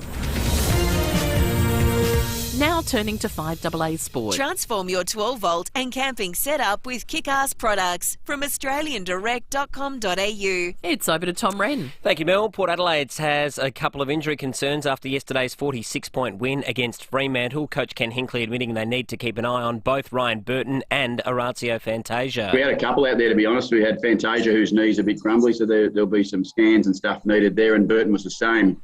The Power now have the bye, but there's uncertainty all through the round for this weekend. With no guarantees, Collingwood will be allowed to tackle the Crows on Saturday, and there's unlikely to be any football in Melbourne this weekend due to the COVID outbreak. The Dreamtime game between Richmond and Essendon will be moved to Perth, with a St Kilda versus Swans match to be relocated from Marvel to either Sydney or Cairns. The Carlton West Coast game on Sunday will be changed from the MCG, most likely to the Harbour City. In the earlier game yesterday, Sydney beat Carlton by 22 points. Blues coach David Teague admitting they just couldn't stop Isaac Heaney, who booted 3 goals. He's a very good player. He's played well against us in the past, and as coaches were talking about him pre-game, having a look at him, and he makes the most of it. He gets a good look, he competes. I thought he was the best player on the ground today. To tennis, US Open champion Dominic Thiem is the biggest round 1 casualty thus far at the French Open, losing to Pablo Andujar after dropping a 2-set lead. Ayla Tomljanovic is the first Australian to progress at the Open, defeating Ukrainian Katerina Kozlova in straight sets. And the largest crowd to watch a sports event since the pandemic began has witnessed Helio Castroneves become only the 3rd driver to win the Indy 500 for the 4th time. 135,000 people have filled the grandstands at the Indianapolis Speedway, and that was just over half capacity due to COVID restrictions. And that's the 5AA Sport. Now checking 5AA traffic. Get a great deal and 3 years free scheduled servicing on executive-driven vehicles at Dave Potter Honda. We've got a breakdown this morning. Mount Osmond, the freeway up track 1 line is closed. It's near Measdays Bridge, causing a few delays, so look out for that this morning. And also seeing a fair bit of residual smoke from an earlier fire in a recycling plant. That's at Regency Park near Hines Road. Take some care if you're around that area this morning. Also Hyde Park, Carby Park Car Park Street near Macklin Street. And at Fulham Pedestrian Crossing, Fault Tapley's Hill Road near Chippendale Avenue at Fulham. COVID-19 vaccinations are now available for people 50 years and over. Roll up now. Book at covidvaccine.sa.gov.au. Adelaide's most accurate traffic on 5AA. Now the 5AA forecast. Audi's end of financial year event is on now. Visit audisolitaire.com.au. Cloud increasing 18 for your Monday. Partly cloudy tomorrow 20. Wednesday showers and 19. Right now it's 11 degrees. More news as it happens on 5AA. She's got a ticket to ride Get up to $100 instant cash back on top tyre brands at Bob Jane T-Marts. You're listening to 5AA Breakfast. David Penberthy and Will Goodings. 24 minutes to 8. Ian Horn from the AHA in just a moment to talk about their QR code campaign. They're going to make sure everyone in their venues are doing the right thing so that the government can do the right thing by the people that run the venues, and that is reduce restrictions on capacity. We'll get to that in a moment. We'll talk weather before 8 o'clock as well. It's a talking point. May has ended in the coldest possible way. It is cool. Not as cool as it is in Renmark, where it almost reached -5 a short time ago. They've broken records there this morning, so we'll talk weather. John Blake before 8 o'clock, and then the host of the Channel 7 Sunrise program, David Kosh, later. We received a text and on this issue of vaccination conspiracy theories and broadly the whole suite of misgivings people have with the government and the rollout of the vaccine and everything related to COVID, some even going to whether COVID actually exists or not. And so in the context of that conversation, we read this out. Kat sent us a text and then a follow-up tweet saying, discuss this. The Therapeutic Goods Administration say there have been 210 vaccine-related deaths so far, but you won't discuss this, said Kat. Well, we're actually happy to, Kat, because I've just read the document that you kindly sent through from the Therapeutic Goods Administration, and I assume this is the section to which you're referring. It says, to May 23, 2021, there have been 3.6 million doses of COVID vaccine that have been given in Australia. In this period, the Therapeutic Goods Administration received 210 reports of deaths following immunisation. So that's what Kat's talking about. You won't talk about that. That's terrifying. 200 deaths. 10 deaths following immunisation, 119 from Pfizer, 94 from AstraZeneca, which might be news to some people too. That's what the people have been vaccinated with. So the TGA, says the document, reviews all deaths reported after vaccination and monitors for safety signals. Part of our analysis includes comparing expected natural death rates to observed death rates following immunisation. And to date, the observed number of deaths reported after vaccination is actually less than the expected number of deaths, which is to say that if people just sat around in their homes doing nothing with no pandemic and no issue, more people would have died on average than those that have received the vaccine in the midst of a pandemic. That is not evidence that vaccines are unsafe. So there were people who were already frail, sick, in an age bracket where they were going to die anyway. Yep. And the document, the TGA doesn't establish causation. In fact, they rule it out. You read 2 paragraphs down and it says this: apart from the single Australian case in which a death was linked to TTS, which is the blood clotting. Thrombosis, yeah. COVID-19 vaccines have not found to cause death. That's literally what the Therapeutic Goods Administration concludes. Well, thanks for texting in, Kat. But I think it shows that that's actually a good example where, I don't know, if it's something you've read yourself or someone's told you about it or you read it online, but there's a lot of cherry picking of the scariest stuff to create this perception that you're actually at risk from doing this when we are all at risk from not doing it. I think the danger is... I'll tell you what, the best example of that is the moment Victoria went into a hard lockdown again, there's been this surge in people going, right, I've really got to get vaccinated now. Which shows the sort of counterintuitive nature of it. Like, Australia's been living this luxurious compared to the United States and Britain, where we haven't had the mass public outbreaks that they had. So we've gone, and the federal government was guilty of this. What's the rush? That was ScoMo's own line, and particularly Greg Hunt. It's not a race. Well, sort of is now when, yet again, Victoria's in the middle of a hard lockdown and people are going, how do we actually avoid this? That's right. Oh, yeah, by getting vaccinated. 20 minutes to 8. I can imagine the pubs and clubs want us to get vaccinated, sign up to QR codes and do whatever it takes so they can get back to business as normal. Ian Horn is the South Australian General Manager of the AHA. Ian, good morning to you. Good morning, Will and David and your listeners. So, Ian, tell us about this Show Us Your Tick campaign and what's the impetus behind it? Well, we launched it today with a full-page advertisement in the Advertiser, and that will be supported with more public advertising and part of the campaign. We're sending out to our own members and in the hospitality industry posters of various sizes, digital material, and encouraging their support and participation in putting extra effort into making sure when someone comes through the door, they check in and not be afraid to say, look, have you checked in? Can I see your tick? Show us your tick.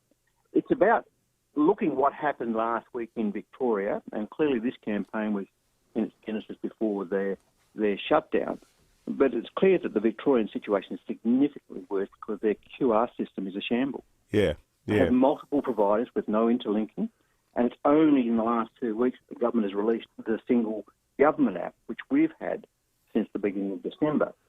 And so we see the way to not only maintain what we currently have, and I'd have to say thanks to Grant Stevens, we now have the best trading conditions of any state in Australia, with the exception of Northern Territory, but that's a bit out there.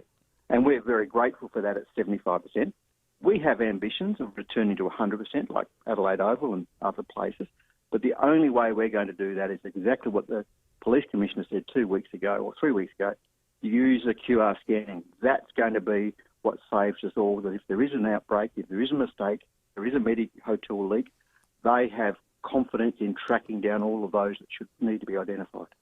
Have you found, Ian, talking to your members, the different publicans and so on around town, that overwhelmingly it feels to me like most people get it? Like most people are quite happy to just go, this is no imposition whatsoever. I want to have a cannery with my wife and kids on a Friday night, and hopefully there's a good game of football on the big screen there, the back bar at the Goodie Park. You stroll and you do it, and it's your ticket to good times, isn't it? Absolutely, and certainly there has been a level of complacency. I think that was proved by the police when they had their mystery shoppers, for want of a better name, plainclothes police going round, and I think the Commissioner has reported that since that campaign, of which I understand only one venue was fined, and that has special circumstances, that it's increased by 500,000 people or check-ins. That's incredible. Let's accept there was a level of complacency. We want to back the Say Poll initiative because it's in our absolute interest for our jobs, our freedoms, and the businesses that we represent to keep the community enjoying our facilities by registering. It's not an impasse, and this is by no means a heavy campaign. This is a smile on our face saying, have you checked in? If you haven't, go over there. This is not a threat. Have you received any communication through the back channels, Ian, from the government that a campaign like this will move you closer to 100%, or are you just hoping that that's the reaction? We've had some preliminary discussions with SAPOL and via them through the Transition Committee, not directly with the Transition Committee, but we've been advocating this ourselves. Maybe of all the money that's being spent in so many places, maybe some could be allocated to a general campaign to reinforce the importance of QR scanning. We've really jumped on board with Grant Stevens, the Police Commissioner of SAPOL, and said, look, we think what they're doing is one of the reasons we now enjoy the best trading conditions. We want to support it because it's the investment in getting back to 100%. Just to put this whole debate another way, as opposed to capacities in pubs and what that means to business, have you got any data on, and maybe you can get back to us on this, about the staffing levels in hotels across the industry? How much are we down from where we were? Well, we're not full to capacity. In fact, strangely and oddly, we've now got a staff shortage of people because, in fact, we lost a lot of people who decided that working in hospitality was too risky because every time there's a lockdown, they lose their jobs. But at 75%, then we're probably looking at there's still 25% of the jobs can be filled. Now, the smaller venues, they're the ones that suffer the most because they've got limited capacities and they need 100% to start to have coming back to anything like normal. The larger venues, by their very nature, they have larger numbers of operators, but there's capacity. Then, if we're at 75% capacity, there's probably up to potentially 25% more jobs available across the state, across regions and CBD and the metro area. Good stuff. Ian Horn, the General Manager of the AHA, thanks for joining us. One thing, the most mystifying part of the criticism of a lot of these things at the moment is you hear this view sometimes from people that go, oh, well, business is requesting all this because it's just about making money. Well, okay, let's just recognise the simple fact that we do live in a capitalist society. The thing that keeps us chugging along is having a vibrant private sector. That this is not North Korea. This is a country that is built to a very large degree on free enterprise, on the capacity of the private sector to work. But the idea that when you hear business leaders or industry groups talking about it, you still get this weird view of who go, It's all about making money, isn't it? It's just what these mega rich publicans want. I tell you, the people I think of, two of my best friends, the husband runs a modest truck business, and he's not Lindsay Fox. This is like a couple of trucks doing deliveries, and his wife works 3 days a week, pulling beers and running the palmies out. Now, last year when what hit the fan, if not for JobKeeper, their entire family budget collapses. So you're talking there about perfectly normal people living modest lives in the suburbs and their ability to pay for their power and their gas and to put their kids through school. Yep. This isn't about, a mega rich pokies baron being able to buy another Ferrari. This is about people who are just making ends meet, being able to keep working, and that's what we're talking about here. So let's inject a bit of humanity into the debate and get behind calls from industry groups like that, because people like my friends are the ones we're talking about. And the very basic economics 101 part of this too is if your friend who pulls the palmies and gets the beers suddenly cuts out some parts of their life, like, I don't know, buying a coffee or spending an extra couple of bucks at Foodland, well, that's buying a new outfit. That's one less retail worker in one of those shops, or one less checkout person at one of those, which is one more family that can't buy something else. Yeah. And the flow-on effect is businesses that shouldn't even be affected by any of this suddenly start bearing the cost. And you very, very quickly, the whole thing falls apart. Yeah, that's right. We are lucky, though. I thought Ian Horn made good points. And, geez, I mean, so much of what's happening in Victoria, without wanting to let the feds off the hook for the problems with the vaccination program, and also clearly, there's still issues around hotel quarantine. But the QR code system that we've got here in South Australia really, I think, is the envy of the nation. We should all be proud and merciful to the powers that be, the Commissioner, Nicola Spurrier, and the Premier, that so much store has been placed on that, because it's helped us get to where we are. Now, we're just getting some advice through from SOPOL. Emergency services responding to a serious crash between a truck and a pedestrian at Toorak Gardens just before 7:30. So in the last 18 minutes, police and paramedics were called to Portrush Road near the intersection of Stannington Avenue after reports that a pedestrian had been struck by a truck. The left lane for southbound traffic is currently closed. Speed restrictions are in place. Please avoid the area if you can, as there will be traffic delays. That's the official report from SOPOL. If you're in the area and you've got a sense of what it means traffic-wise or what it's doing there, let us know. We'd love to hear from you. 8223 0000 or text us on the Telstra Store Mount Barker text line. Let's check traffic.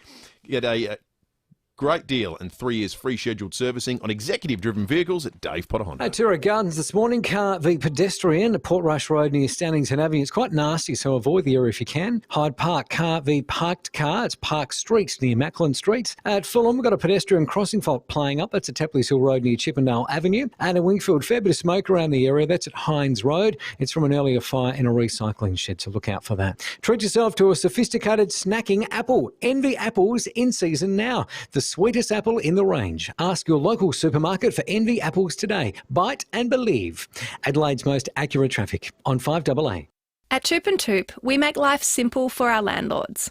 Our clients no longer have to wait until the end of the month to know where their rent is paid up to. Hi, I'm Susanna Toop from Toop and Toop Real Estate.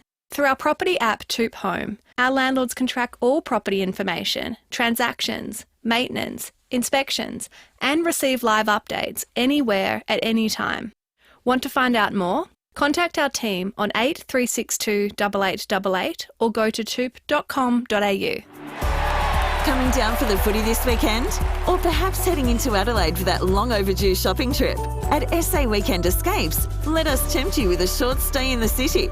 Find the best things to see and do, and uncover our latest offers at Adelaide hotels. Plus, book your next Adelaide trip with one of 10 SA hotels this winter, and you'll receive a complimentary bottle of Penfolds Red to warm up your stay. Visit saweekendescapes.com.au to find out more.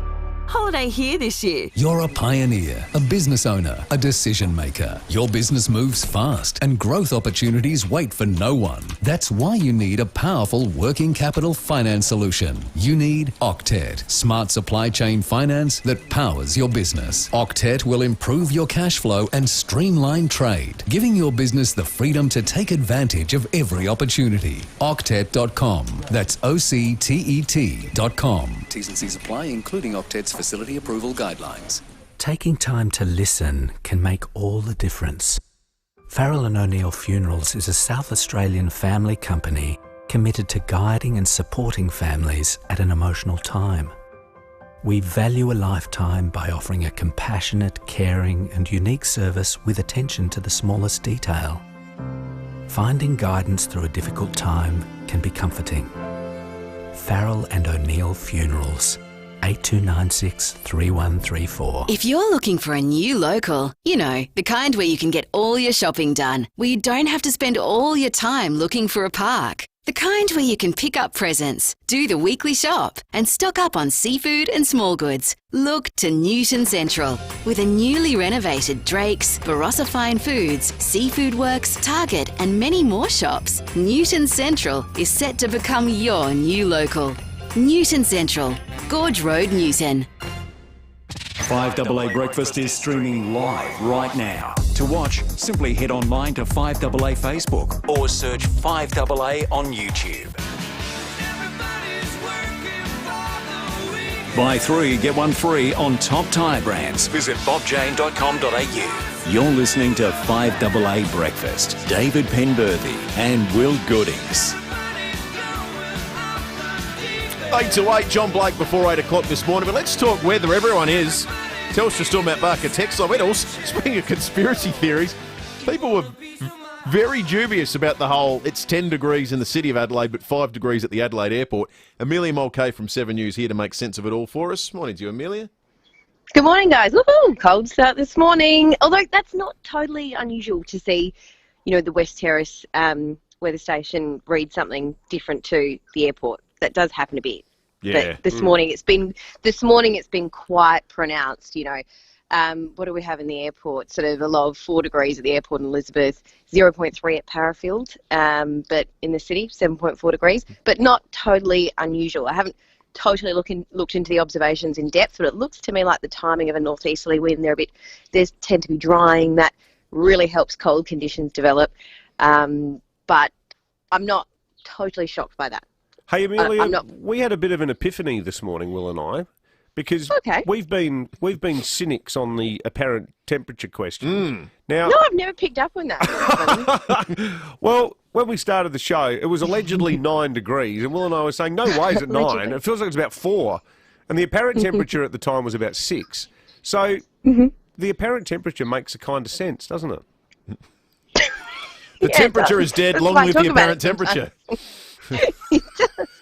I know, but I'm pleased that you had a real life example today, rather than me just talk about it and you go, yeah, apparent temperature, cool. But it does actually serve a this purpose helps from time to explain time. why you're in the top 10 most coveted media personalities in Adelaide, and Will and I aren't. In fact, yesterday I noticed the advertiser, they compiled the entire list, the top 60. We're not in the top 60. Maybe it doesn't make, entertaining dinner conversation to be whinging about the apparent temperature. Oh, God. Seriously, don't invite them. Just don't invite them. They're bloody painful. Guys. You're the 6th most sought-after guest in South Australia, whereas people see us arrive, they call the police. I doubt that. I also have a child and don't really go anywhere, so maybe that's why. Treat him mean, keep him keen. Yeah, that's right. Leave him wanting more. You just dream about leaving the house. Woolworth, my place. Yeah, that's right, exactly. Big W, throw that in. I'm going to the supermarket. So how long is this coldness going to last? Yeah, let's steer this back to weather. Yeah. Look, not as long as you think, because we've got a change on the way. We're expecting cloud to build today, so we've talked about that as well as apparent temperature from time to time in this segment, and that acts like sort of the Dooner effect, to borrow a Jane Riley term, and that'll lead to slightly warmer, and emphasis on slightly, but slightly warmer conditions overnight. So we'll stay in the double digits at least. That's comforting for me. Going for a top of 18 degrees today. Warming to 20 tomorrow, but then we've got a chance of a shower at night as that change approaches. They're more likely Wednesday and Thursday. Could see, maybe 1 to 4 millimetres Wednesday, 1 to 3 Thursday, but drying out over the weekend. Either way, finishing up May on a dry note. We've had about 38 millimetres in the gauge, usually see around 68. So hopefully June is a little more consistent with that and its apparent temperatures. Beautiful. Excellent work, Amelia. You've converted us. Took a while, but Have we got I? there. Yes. You know what? No, you I feel have. like we're going to have this conversation again at some point. But No. Logic prevailed. You won us over. Yeah, good on you, Amelia.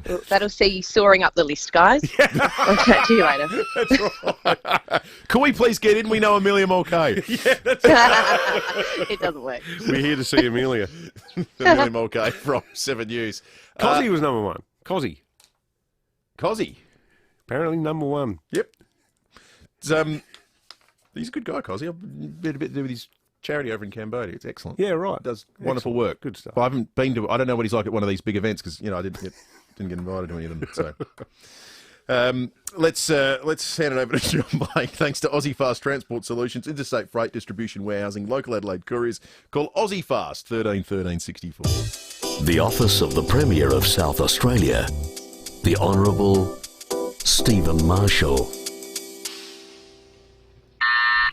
Yes, Julian. Morning, mover and shaker. Would you like a cuppa? Yes, please. Alrighty, number 3. I'll bring it in. Number 3. Oh, number 3, yeah. Here we are. I bet you're loving yourself sick this morning. Yes, I am a bit. Number 3 on the advertisers' list of sought-after A-list celebrities. Yeah, pretty impressive. Yes, although you were beaten by Rebecca Mawson-Cozzy, so... Yeah, wait a minute. Who rated 7th in the last radio ratings. But anyway... Yeah, why did they beat me? I rated number 1 in the election. Yes, Premier, much better to be at the top of a forgettable list than down the bottom. Biscuit? What do you mean, forgettable? No, nothing. It's a fantastic effort, Premier. Yeah, I'm pretty pleased. Don't know if I'd trust a list with 2 weather girls on it, but anyway, well done, Premier. Biscuit? But it's good for us to be on a list like that. It says something. Yes, of course it does, Premier. I mean, it does look a little bit like a football team selection list, but very good effort nonetheless. Biscuit? Julian, stop raining on my list. Sorry, Premier, well done. Thank you. At least you beat Malinauskas. Yes. I mean, why would anyone trust a list with him on it? He's done nothing, but... Julian. Sorry, it's a good list. Right. Although Kane Corns is on it. So... Get out. Biscuit? Shut up. Sounds like we're obsessed with this damn list at the station, doesn't it? Got the whole town talking about themselves. Breaking it coming up after 8 o'clock. Went across to Queenstown after 8:30. The Prime Minister's trip to see the New Zealand Prime Minister Jacinda Ardern, of course, in the news. And a little later, the host of Channel 7 Sunrise program, David Koch. It's hard to believe that these twinkly tones come from a humble pair of tablespoons. But to be fair, this is literally all Peter does. Coming at you, Raymond. Woo! The spoons are Peter's passion. Spoons. And we get it, because at Rams, home loans are ours. They're what we do. Yeah. Which means, if there's a way to get you into a new home, we'll find it. Talk to the home loan specialists. Search Rams Home Loans today. Credit criteria, fees, charges, terms and conditions apply. Adelaide Cabaret Festival is here, June 11 to 26 at Adelaide Festival Centre. Book your tickets now for a spectacular program directed by Hollywood star cabaret royalty Alan Cumming. Adelaide Cabaret Festival will thrill you with song, comedy, art, magic, trivia and all sorts of cabaret delights. Warm up your winter and experience the best cabaret talent from across the country. Your banquet awaits. Book now at adelaidecabaretfestival.com.au. It's National Reconciliation Week and this year's theme is more than a word, reconciliation takes action. With that in mind, there are some awesome events happening right across the country from now until June 3rd. To find one near you, visit reconciliation.org.au. Don't forget to tell your friends and family, or even better, bring them along. So let's take action in 2021 and celebrate how far we've come with 20 years of Reconciliation Australia. That's reconciliation.org.au. Love golf? Don't miss the Drummond Golf mid-year sale. Get a tailor-made package including 8-piece set of M2 steel irons and cart bag, just $858. Save $123. Save $71.95 on a Golf Buddy V10 voice GPS, now $178. Strixon all-weather gloves, just $11.95. Plus, Drummond Club members get an extra 10% off everything. The Drummond Golf mid-year sale, on now. Here at FIVEaa, we're all about supporting local. See Fred Astaire and Ginger Rogers in Top Hat, plus the Kensington and Norwood Brass Band, Sunday 13 June 2:30pm, Capri Theatre Goodwood, capri.org.au. Online, on DAB Digital Radio and on 1395 AM. Talking Adelaide. This is Adelaide's 5AA. Cloud increasing today in a top of 18 with the 8 o'clock news. I'm Mel Usher. The X in Physio Extra stands for extra time, extra care, extra convenience, with 6 locations. Visit physioextra.com. Police are investigating 2 fatal accidents in regional SA last night. Kendall Brettig reports. Emergency crews were called to the intersection of Burdett Road and Survey Road in Pomputa, just south of Mannum, around 8:30 last night, after reports of a collision between a car and a motorbike. The rider of the motorbike, a 17-year-old local boy, died at the scene. The driver of the car, another 17-year-old from Murray Bridge, wasn't physically injured. Major crash officers are investigating the circumstances surrounding the accident. The boy's death is the 48th life lost on our roads this year, compared to 44 a year ago. He's also the 10th motorcyclist to lose his life. And police are investigating another fatal crash involving a pedestrian near Port Augusta. A 20-year-old man was found lying by the side of the Augusta Highway at Stirling North around 6:30 last night. Police believe he'd been struck by a vehicle travelling along the highway. And a pedestrian has been hit by a truck at Toorak Gardens this morning. It happened on Portrush Road near the intersection of Stannington Avenue. The left-hand lane for southbound traffic is currently closed and speed restrictions are in place. Victorians are starting day 4 of their lockdown. Health authorities are awaiting test results after a mystery case linked to an aged care home. Epidemiologist Professor Mary Louise McLaws expects more cases. I would expect, not predict, but I would expect at least another case or 2, because these residential carers have multiple people they care for, and you can't keep your distance. A COVID vaccination hub serving the northern suburbs will open today. It's in Elizabeth. It's the 3rd hub to come online in Adelaide. At least 2 people are dead after a shooting in Miami. 3 gunmen reportedly got out of a car and opened fire indiscriminately into the crowd in front of a banquet hall. Police Department Director Alfredo Ramirez says dozens of others are injured. Now we have 20 to 25 victims at various hospitals around the community, as well as 2 deceased victims on the scene. This is a despicable act of gun violence, a cowardly act. There's been a breakthrough in the development of a potential treatment for Parkinson's disease. Nine's Sarah Bora has the details. 1 in every 308 Australians live with the progressive neurological condition that has a wide variety of symptoms. Now, researchers say they have been able to cure movement symptoms in animals. The potential treatment works by turning stem cells into dopamine cells and transplanting them directly into the brain. The Florey Institute of Neuroscience and Mental Health is aiming to test the grafts in humans within 5 years. Gunmen have abducted students from a school in Nigeria. A government official has been unable to confirm exactly how many students have been kidnapped. More than 700 have been abducted for ransom in northern Nigeria in recent months. A manhunt is underway in southwest France for a former soldier who opened fire on police. An Air India flight has been forced to turn back 30 minutes into the journey after a bat was seen flying through the cabin. And the Memorial Day weekend in the US is good news for movies. Domestic box office takings are tracking at their highest level in the pandemic era. A Quiet Place Part 2 set to make $60 million. Now turning to 5AA Sport. Transform your 12-volt and camping setup with kick-ass products from australiandirect.com.au. It's over to Tom Wren. Thank you, Mel. Port Adelaide will be keeping a close eye on Ryan Burton and Orazio Fantasia after both suffered slight knee concerns in yesterday's 46-point win against Fremantle. The Power will have the week off with a bye this weekend, while the Crows will begin to prepare for Saturday's clash against Collingwood after going down by 28 points to Richmond yesterday. Let's go to tennis. Naomi Osaka is being threatened with being defaulted if she continues to skip her media obligations at the French Open. She's refusing to speak to the press, claiming it's detrimental to her mental health. Former world number 1 Victoria Azarenka says a bit of empathy is needed. I think it's very important in developing our sport, in promoting our sport. But one thing I will say that it's not easy sometimes to be on this side. Osaka, Azarenka and Australian Ajla Tomljanovic have all recorded wins on the opening day. Steve Smith is the latest Australian cricketer released from quarantine in Sydney after he fled India while working in the Indian Premier League. Ricky Ponting and Brett Lee have also left their Circular Quay hotel, along with Jason Behrendorff, who's relieved to be out. It's nice to have some fresh air again, that's for sure. It's always tough being stuck somewhere, and knowing that we were able to get home was a relief, and now out of quarantine, I can't wait to get home to see my family. The group was able to fly back to Australia on a chartered flight from the Maldives. The Adelaide 36ers have suffered a sixth straight loss after going down by 14 points to Illawarra yesterday. Meantime, the Phoenix Suns have levelled their best-of-7 series against LeBron James' LA Lakers at 2 apiece after an 8-point win in Game 4 this morning. The Adelaide Thunderbirds remain winless to start the season after going down by 1 goal to the Sunshine Coast Lightning at home yesterday. And 2019 Tour de France champion Egan Bernal has won the Giro d'Italia.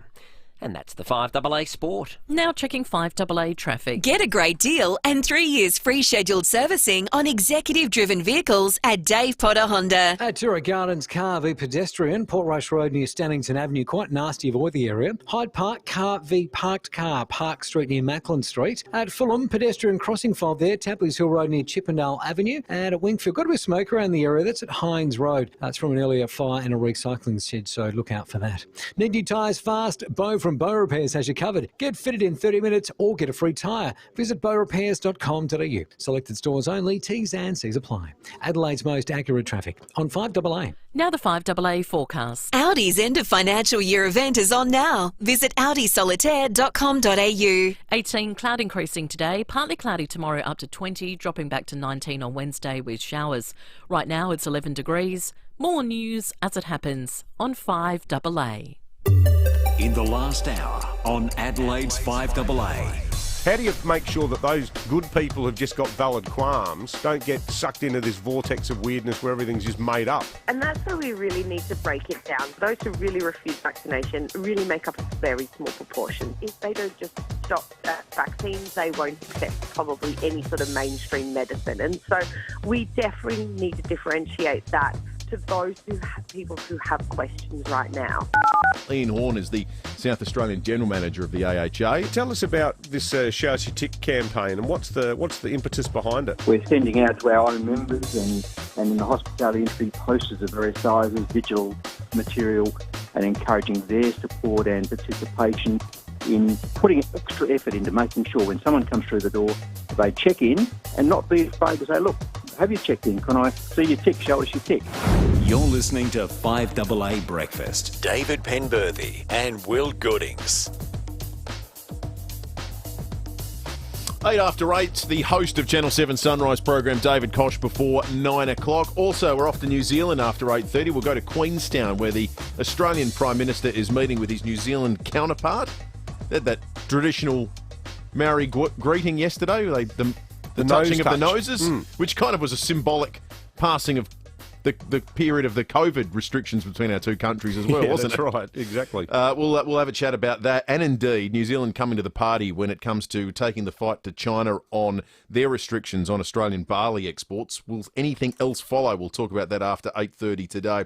But first, we're going to breaking at 8, and it inspires a question about South Australia's prettiest building, most attractive building in South Australia. Call in, we'll give away a $100 Waller's gift card, 8223 0000, or you can text us on the Telstra Storm Out Barker text line, because one of them is very much in the news. And that building is one which anyone who has visited Clare or seen the absolutely superb Peter Weir film Picnic at Hanging Rock will be familiar with. It's Martindale Hall, just out of Clare. An extraordinary building that was bequested to the University of Adelaide originally by JWT Mortlock of Mortlock Library fame. It is a stunning building, and the previous owners were sort of eclectic collectors of art. A lot of what was in a less PC time known as primitive art. They've got the most amazing collection of like creepy masks from Vanuatu and stuff that was pillaged from Polynesia in the 19th century. A lot of stuffed lions and things like that. Just the most remarkable sort of colonial feel to that building. Now, the recent history of Martindale Hall has been quite fraught, because about 5 years ago, a bit longer, the former Labor government briefly entertained a plan by Warren Randall of Seppeltsfield fame and Warwick Duthie from Killicanoon, who's done a brilliant job renovating the Watervale Hotel, turned it into one of the best restaurants in the region. They paired up with an idea to turn it into private high-end accommodation and to have like a sort of wellness spa and food experiences and everything else. It was quite a scandalous idea in the eyes of some. Well, there are now fresh development concerns around it, and this is something that when we next speak with the Minister for Environment, David Spears, who we always love getting on, we're keen to discuss this with him. The National Trust is going to issue a statement today really firing up about the fact that the state government is proposing to scrap the Martindale Hall Conservation Park listing, which currently provides protections under the National Parks and Wildlife Act over any type of development at the site. Well, the National Trust are deeply suspicious, to say the least, of this move, and they are winning support from independents and Greens in the upper house, and also, even though Labor in power took a more favourable view of the Randall Duthie plan, Sue Close is apparently coming out against it as well. Given the recent discussions around what's happening at Belair, I'm sure that the Minister may say, as he did with the Belair case, that people are jumping at shadows here. Well, the National Trust, which is really the custodian of our heritage, they clearly don't buy it.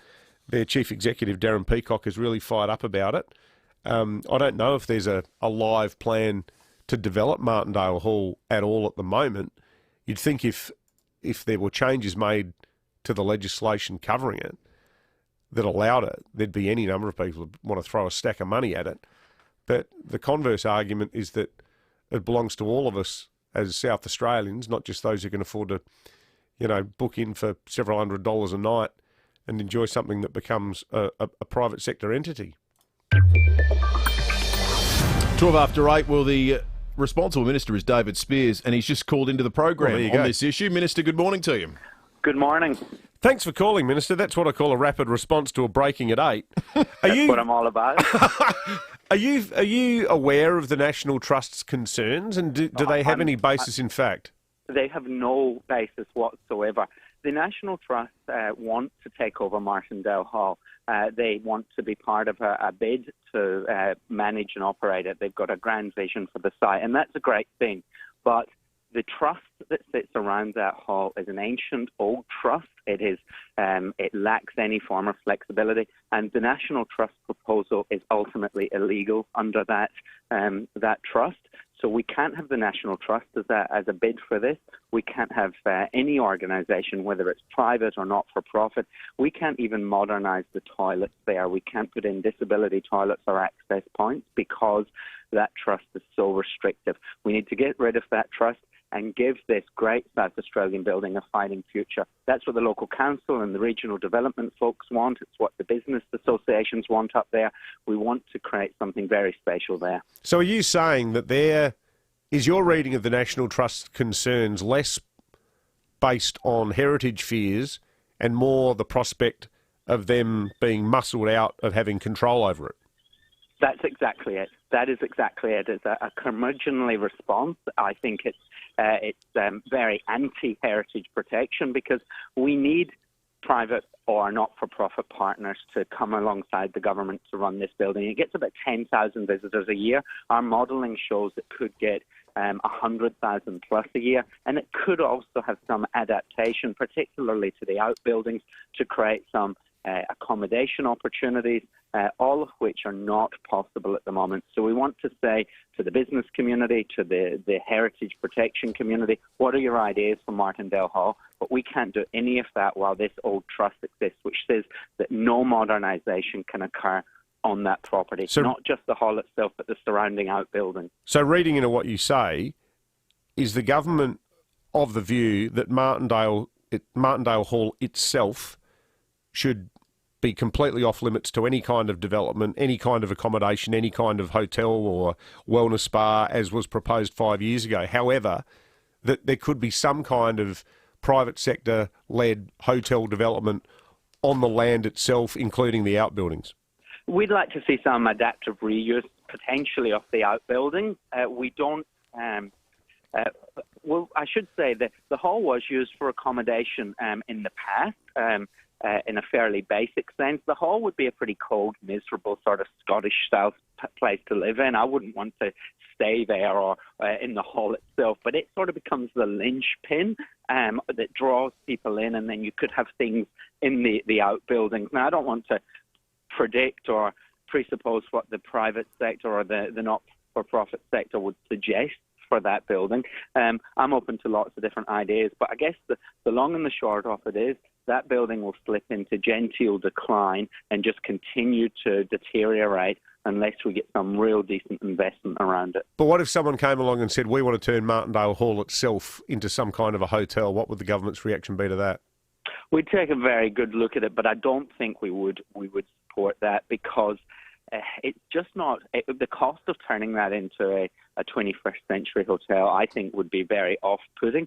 The proposal that was put in around about 2017 under the Labour government, an unsolicited bid, suggested a wellness retreat which would convert stable buildings, I think. I can't recall it 100%, but it was to do things in the land and the outbuildings and have the hall as a sort of central attraction. And of course, we are also, as part of this legislation, guaranteeing public access to the site. So we would build into the legislation a minimum number of days, probably weekends and public holidays at the very minimum, that people would be able to access that site. And the protection of the heritage value of the building has to be at the very heart of it all. So look, we're not hiding anything here. I've been talking about this for quite some time. The local council and the tourism association up there are really keen to see something happen to draw people into that region. David Spears, thank you for calling in, Minister of the Environment. The CEO of the National Trust of South Australia, Darren Peacock, has also called in. Darren, good morning. What do you make of what you just heard from the Minister? Well, once again, the Minister's not telling the whole story. His legislation is about abolishing the Martindale Hall Conservation Park and extinguishing the charitable trust, which was established when the hall was gifted to the people of South Australia. Martindale Hall was a gift to the people of South Australia. It's not for the Minister to re-gift it to somebody else under a secret deal or a 99-year lease. So when he talks about public access, what he's proposed in the bill is that he would decide when public access happens, which is pretty extraordinary for something that was a gift to the people of South Australia. Do you accept the reassurances he just gave, though, that it's less about turning into some sort of whiz bang hotel type project, rather taking some of the shackles off it to allow it to be properly maintained and upkept?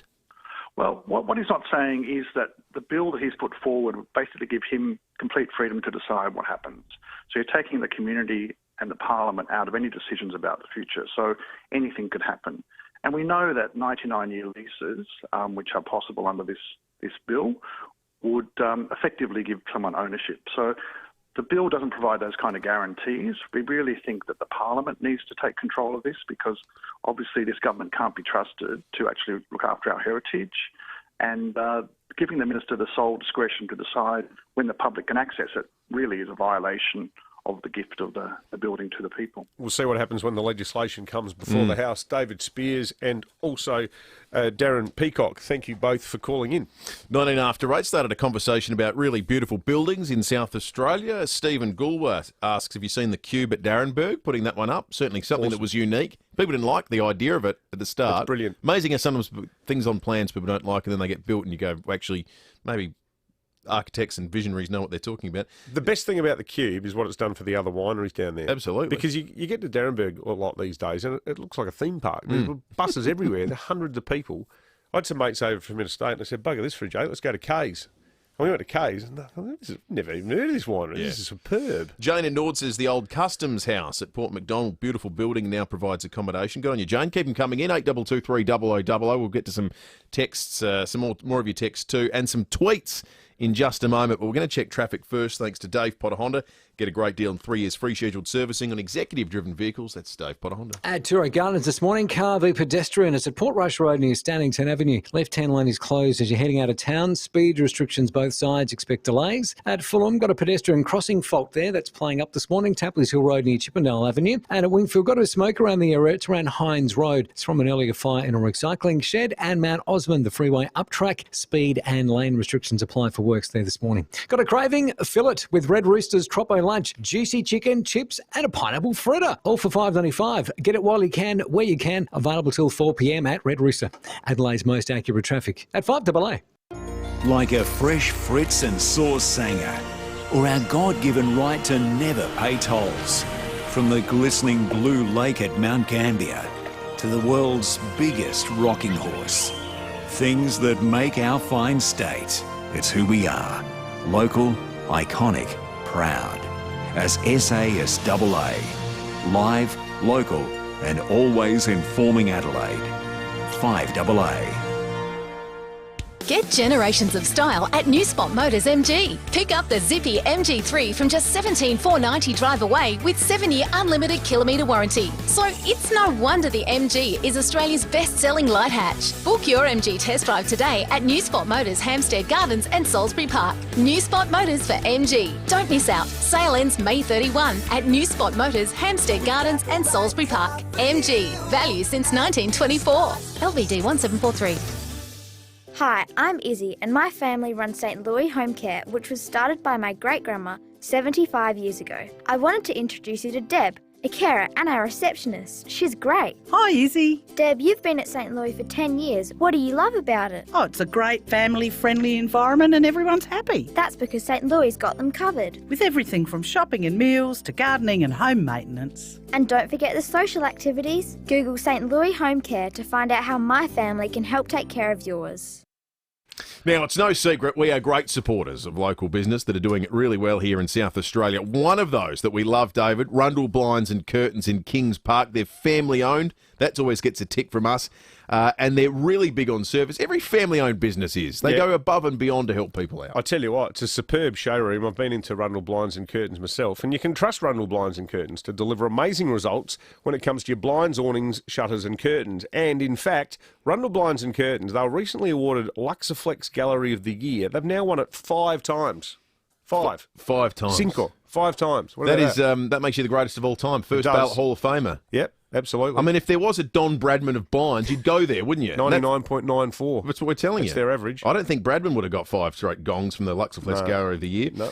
Ian, Sam and the entire team will take care of you to ensure you get the perfect results to suit your home and lifestyle. So for anything blinds, awnings, shutters and curtains, get in touch with the wonderful team at Rundle Blinds and Curtains. Call into their showroom at 305 Goodwood Road, Kings Park, or go online at rundleblinds.com.au. Whether you're a Sparky, a Chippy, a Fiery or a Bikie. Whether they call you Curly, Tubby or Tiny. Whether next door means a few feet or a few miles. We know the weather's harsh in South Australia. But Olympic Industries carports, verandas and sheds are tougher than most. And if they're strong enough in the country, they'll be strong enough in the city. For a limited time, you can save heaps across the entire range. Olympic Industries end of financial year sale. Built to last. 9 News, weeknights at 5, nightly at 6. The switch is on to the news that's live and local. 9 News, made in Adelaide. Get up to $100 instant cash back on top tyre brands at Bob Jane T-Marts. You're listening to 5AA Breakfast. David Penberthy and Will Goodings. 24 after 8, we were keeping an eye on this earlier. Renmark was not just the coolest place in the state this morning. They broke a record, got down to 5.1 at 1 minute after 7, smashed its May minimum record. So the previous record was minus 4.1. So right across the morning, the record was being broken time and time again. So they've set it by an entire new, what do you call that? Centigrade point, Celsius point. I don't know. I don't work at the Weather Bureau. Anyway, it sounds Clearly. like a lot. If does anyone listen to us from Renmark? I don't think the range doesn't quite extend out that far, but if you're listening digitally, we'd love to hear from you. minus 5.1. Who's the coldest person in Renmark? Is there some poor bloke had to get up to? Oh, there must be like a groundskeeper at the Renmark golf course who was out there mowing the lawn this morning. A fitness enthusiast. Yeah, the Carl Spackler of Renmark. 8223 0000. You can give us a text. We want the tip. Who was the coldest person in Renmark this morning? 0448 08 1395. That's the Telstra Store Mount Barker text line as well. Boris Johnson's wedding over the weekend caused a great deal of consternation amongst Catholics across the UK and around the world. And Andy, our producer, about this, who's a keen watcher of British politics. Vincent McAviney, our man in London too, was tweeting about it. He's been married before. He's been married twice. Twice before. You can't get married in the Catholic Church again if that's the case. Well, you can if you weren't Catholic the first time. I wasn't aware that there was this loophole. No, neither was I. So he had 2 non-Catholic weddings. So he's not seen as someone who has broken his Catholic vows because he didn't make any vows in the Catholic Church. He's converted to Catholicism. I'm not entirely sure why, because he said it would be mischievous to suggest that he's an actively religious person, but because the previous 2 weddings weren't Catholic weddings, the Catholic Church had no basis on which to prevent him and his much younger wife from tying the knot. So that's how you avoid it. Don't be a Catholic the first time.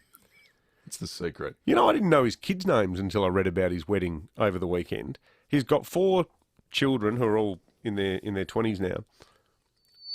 Lara Lettuce, Cassia Peaches. Hang on, whoa. These are their names. Is that lettuce spelt lettuce? As in iceberg? Yeah. No, it's lettuce with an I. Okay. Lettuce. Lara Lettuce, Cassia Peaches, Milo Arthur, and Theodore Apollo. You can almost create a sort of Boris Johnson child name generator where you just take the name of a herb or a drink and then match it with a fruit or vegetable, like, quick banana or coriander potato or something. So what? Coriander potato. You could have a 5th child called coriander potato. If you were the 4th child that was named after a Greek god as opposed to a foodstuff, would you be delighted or would you feel left out? I know. It's like that great joke about the bloke in England with the deeply religious man with 4 daughters, and he called them Faith, Hope, Charity and Muriel. Muriel will be feeling a little bit unspecial. Do we have any Theodore Apollo, he sounds like he was more motivated by Rocky 2 when he did the naming there. Apollo Creed. Mm. Yeah, okay. Good thing he didn't have a 5 after Rocky 3. Might have given him Drago. Do we have any listeners with embarrassing middle names, maybe? Or names they don't share? Lara Lettuce, Cassia Peaches, Milo Arthur and Theodore Apollo. It Apollo. can't be pronounced lettuce. You keep saying that. It must be more exotic. Lettice. How else would you pronounce it? Letice. No, I have no idea. I think it's lettuce. I think it's Letice. Letice. Sounds better than lettuce. If you got a name that's a little awkward or you don't like saying or you're embarrassed by, it's not going to be as bad as lettuce. 8223 text us on the Telstra Storm Out Barker text line. Ovaltine apricot. So you have a lot of fun with this. Activite artichoke. Yeah, they won't be short on nicknames, the old children of Boris. What would you be called in Australia if you were called Lara Lettuce? That's for sure. Lots of nominations for really beautiful-looking buildings coming through as well. And an experience at Martindale Hall. Lloyd says we and a group of friends stayed at Martindale Hall for 2 nights, had a murder mystery night, slept in the room of the character Miranda in Picnic at Hanging Rock, had a blast in dresses and costumes of the period. Thank you, Lloyd. And speaking of Australian nicknames, someone told me the other day, we'll ask Hammer or Orazio if this is true. Someone told me that apparently Aaliyah's nickname at Paw is Shanda. Isn't that a great nickname? Shanda! Someone might be able to confirm that for us, actually. Well, Lucy's just said it's pronounced Lettuce. Lettuce? Not lettuce. I would suggest that's 92% less funny then. Next time at Manny's buying fruit and veg, I'm going to ask him for an iceberg Lettuce. 5AA News Time, breaking at 8. We're off to New Zealand and also David Kosh next. Here at 5AA, we're all about supporting local. Holiday here this year and choose great South Australian hotels. Find things to do, places to see, and our latest hotel offers at saweekendescapes.com.au. The Barossa Valley is a great place to visit. You have history, wine, great food, nature, wine. What if you had one extra draw card? Your parents. Retirement units are available in safe and connected neighbourhood clusters just an hour from the city. We're talking about newly renovated 1, 2 and 3 bedroom homes from around 180k to 300k. They get the vine change and you get another reason to visit the Barossa. Win-win. Talk to your parents today about Barossa Village. Find out more at barossavillage.org. Great business starts when you're in control. With the Optus Business Connect plan, get up to 8 SIMs and up to 300 gig of data, all on one simple plan. Great business starts with yes. Explore the Optus Business Connect plan in-store or online today. T's and C's apply. That feeling. It has united Porsche enthusiasts across Australia for 70 years. Join us to celebrate the history of Porsche and see the new Taycan at our open day, Saturday, June 5th, at all official Porsche centres. 5AA Breakfast is streaming live right now. To watch, simply head online to 5AA Facebook or search 5AA on YouTube. Buy 3, get 1 free on top tyre brands. Visit bobjane.com.au. You're listening to 5AA Breakfast. David Penberthy and Will Goodings. 29 to 9, 5AA News coming up in just a moment. Fuel Watch first. Petrol's jumped up to $1.69 at most servos. Fuel Watch thanks to Dave Potter Honda. So if you see it cheap, get in while you can.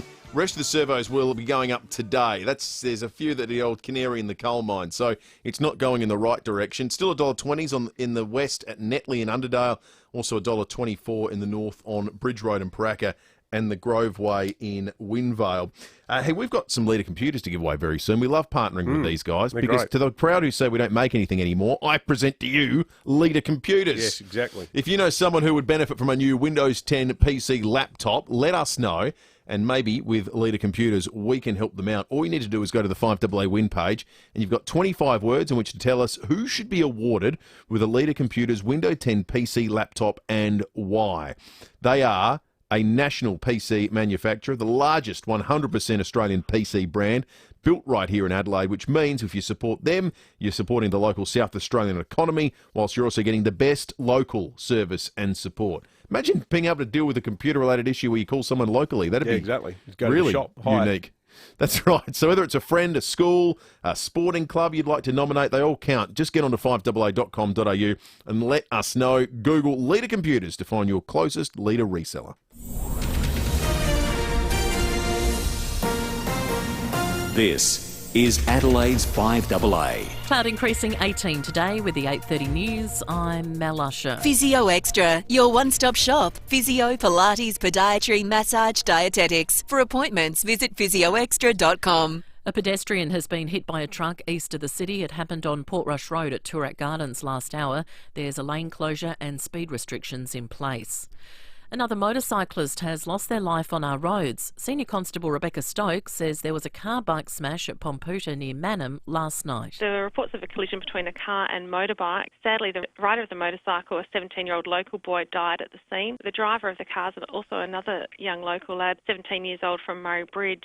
He wasn't physically injured in the crash but was taken to hospital as a precaution. The teenager is the 10th motorcyclist killed in SA this year, and it's believed the death of a 20-year-old man near Port Augusta is the result of a hit run. He was discovered lying next to the Augusta Highway at Stirling North around 6:30 last night. A mystery COVID case at a Melbourne aged care facility has prompted fears the state's fourth lockdown will be extended. Contact tracing is underway for the facility in the northwestern suburbs, but COVID-19 response commander Jerome Weimer says it's still unclear where the woman was infected. I am concerned that we don't have, at this point in time, an acquisition source. Our fantastic team at the Western Health Public Health team are working very hard to identify that acquisition source. We will, of course, be doing our genomics testing, so we will run that to ground. But it's at this point in time, this is the biggest priority for us to make sure we fully understand and wrap ourselves around both where the cases come from and any other links that they may have had. There are now more than 270 official exposure sites across Victoria. That includes the entire Chadstone shopping centre. Qantas is unveiling incentives it hopes will encourage Australians to get vaccinated. The national carrier will give away at least 10 prizes, including unlimited travel for an entire year. Chief Executive Alan Joyce believes rewarding people is the way to get people rolling up their sleeves. We have a vested interest in getting the borders open. We have a vested interest in keeping the domestic borders open and getting international started again. We have 6,000 people stood down that are employed by the international business. A deal has been reached which could spell the end of Israeli Prime Minister Benjamin Netanyahu's time as leader. A far-right politician who holds 6 key seats in Israel's parliament says he'll join a governing coalition that would oust Mr Netanyahu. And congratulations to British Prime Minister Boris Johnson. He's married his longtime girlfriend Carrie in a secret ceremony. The pair have a child together, born last year.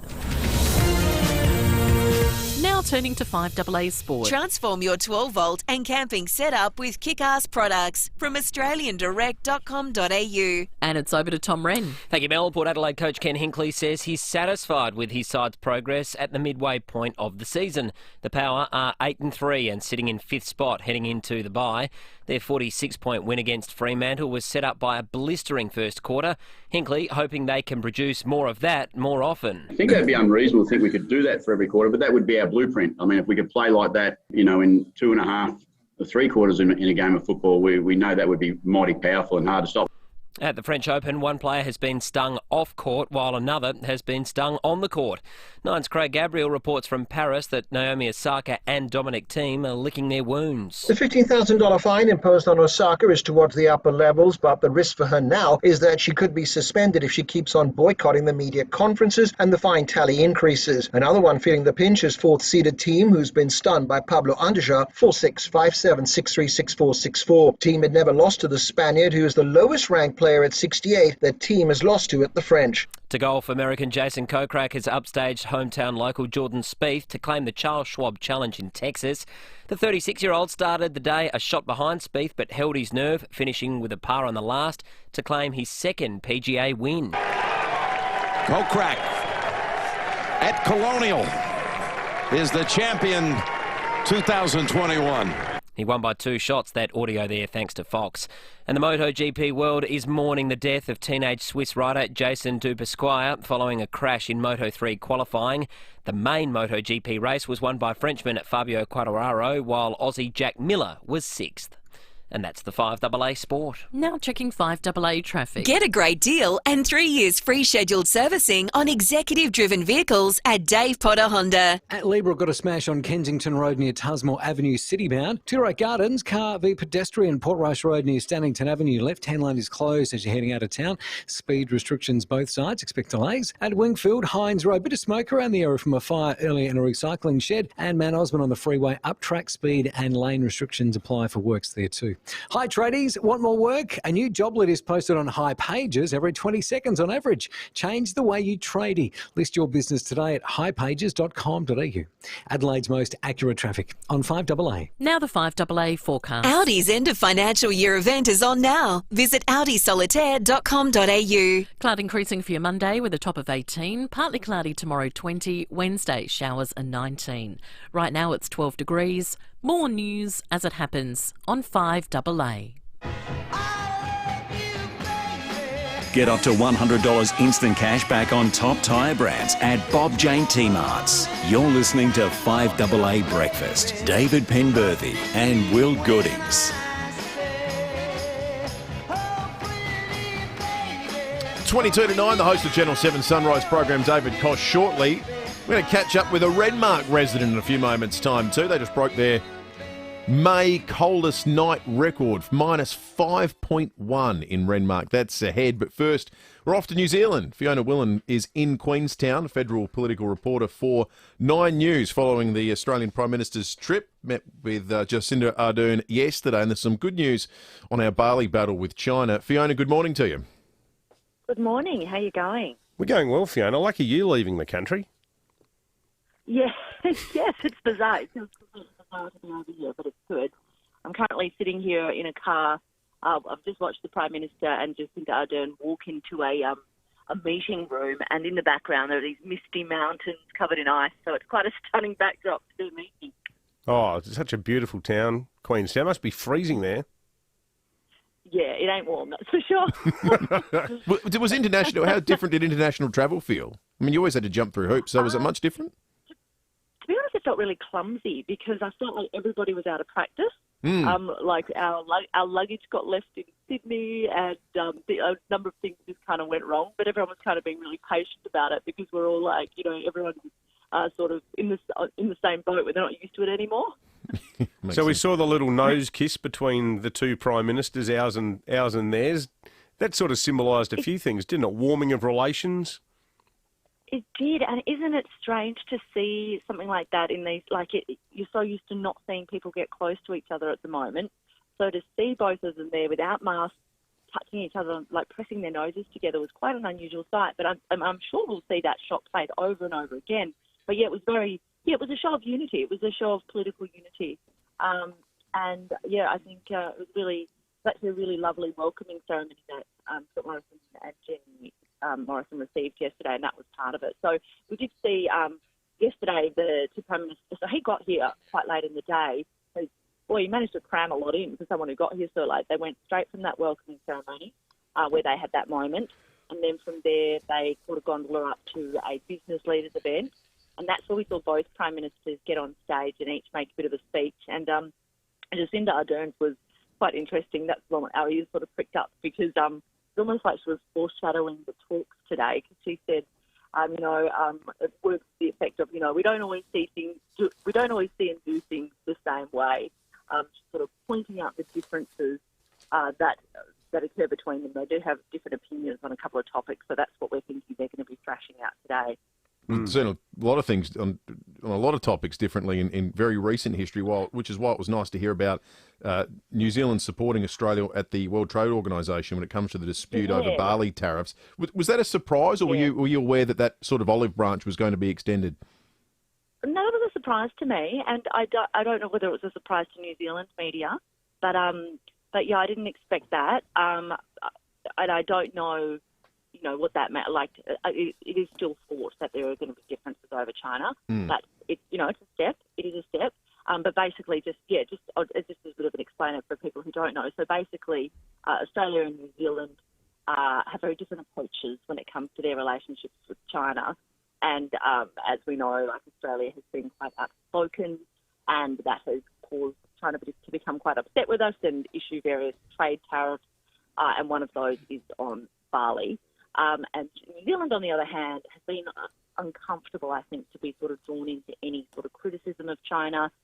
It doesn't want to get caught up in a trade situation like wearing, so it's sort of more of a, not wanting to rock the boat situation.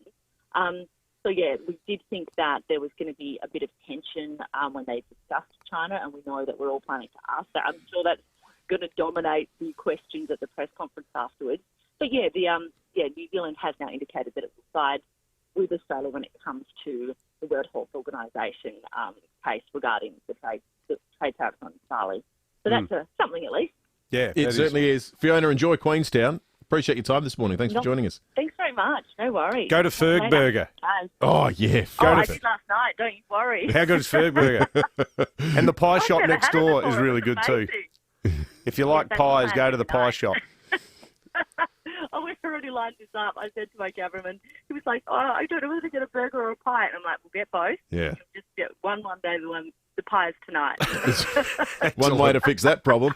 Good on you, Fiona. Fiona Whelan for 9 News covering federal politics in Queensland, the Prime Minister's trip to New Zealand. There's some news developing here in South Australia as well. The Premier, Stephen Marshall, has just fronted a press conference to announce the opening of a new vaccine hub here in South Australia, in Elizabeth, out north. Good. Also, some data has come through about quarantine from Victoria. 1,500 people are currently in quarantine here in South Australia as a result of the Victorian outbreak. Now, the Premier has stressed exposure sites in Victoria now date back to May 11. So he's saying check the list, even if you didn't get a text message from SA Health or Victorian Health, as we know a lot of our listeners did. So make sure you check the list. They're working backwards to places where exposed persons had been to. In Melbourne, 5 new locally acquired cases in the past 24 hours. 16 to 9, record-breaking weather in the east of the state, northeast of the state. Renmark reaching minus 5.1 at 1 minute after 7 this morning. The previous record was minus 4.1, so they absolutely smashed it. Wanted to speak with someone who's in the vicinity to give us a sense of what it's like. Kevin is at the Lyrup campground between Berry and Renmark. Kevin, good morning to you. Yeah, good morning. How are you? We're good, thanks, Kevin. We're probably marginally warmer than you, though, mate. It sounds like it's been brass monkey stuff there in Renmark. Yeah, it has been a bit chilly the last couple of mornings, and this morning particularly, it was rather fresh. So you were rather up early? fresh. I started about 7 o'clock, 7:30. So it was a bit chilly when we jumped in the car. So where do you live, mate? Are you just camping there for a bit of a holiday, or do you live nearby? No. I live at Paringa. Oh, okay, nice. Which is just across the river from Renmark. So, yeah. And what are you doing at the campground? I just work for the local government here and look after the campgrounds and stuff, make sure everything's all right. So, Yeah, right, excellent. I think everyone in the caravans will be a bit chilly this morning too, I imagine. That's right. It's a beautiful area. We've family holidays for years going to Renmark. It's just such a nice part of the state. So we broke the May temperature record. Do you remember it being cooler than that? What's the coolest you've ever seen? I'm not a local. I've only been up here 3 or 4 years, so I know it reminds me a lot of Alice Springs. You get the real clear days up here, and then it's freezing cold at night, if you know what I mean. There's no cloud. When you look up about just before sunset and there's no cloud cover, you know it's going to be cold it's going to be a cold night and a very cold morning. Yeah, absolutely. What's the best place to go on a cool morning in Renmark, Kevin? A Rosto for coffee. All right, a Rosto for coffee. Rosto. I'm writing that down. That sounds like a good tip. All right, good on you, Kevin. Hey, mate, lovely to speak to you. Stay warm. No worries. I'm a Richmond supporter too, by the way, so I probably should have said that. Well, you should have said that before the interview. We wouldn't have put you to air. You were going so well, Kevin. I've got to say though, mate, that Rewald mark, it's mark of the century so far. Yeah. Yeah, no, he's taken after his cousin, didn't he? Really? He has. Yeah, they got no fear. Those Rewalds might have been better, but it was remarkable. Have a good day, Kevin. Good on you, mate. Thanks for chatting with us. No worries. Thank you, Kevin at the Lirrup campground on a very cool day, a record-breaking cool day in Renmark, minus 5.1. Freezing. All right, let's check traffic. Thanks to Dave Potter Honda. Get a great deal on 3 years free scheduled servicing on executive-driven vehicles. Dave Potter Honda. At Libra, got a smash on Kensington Road near Tusmore Avenue, citybound. Tilray Gardens, car v pedestrian there. Port Roche Road near Stannington Avenue, left-hand lane is closed as you're heading out of town. Speed restrictions both sides, expect delays there. At Wingfield, Hines Road, smoke around the area from a fire in a recycling shed. And Mount Osmond on the freeway, up track speed and lane restrictions apply for both works there too. KFC is bringing the heat for free. Score yourself free KFC hot rods with any shared delivery order on the KFC app. This offer not everywhere, not forever, and while chicken lasts. Adelaide's most accurate traffic on 5AA. You're invited to an evening of food from around the world. Wine tastings and product demonstrations, including the latest from Miele, Asco, Neff and Smeg. It's all to celebrate the relaunch of the newly renovated Mr. Dishwasher Adelaide Appliance Gallery showroom. Save the date, June the 2nd at Mr. Dishwasher Adelaide Appliance Gallery. It promises to be a night of cooking inspiration and kitchen innovation.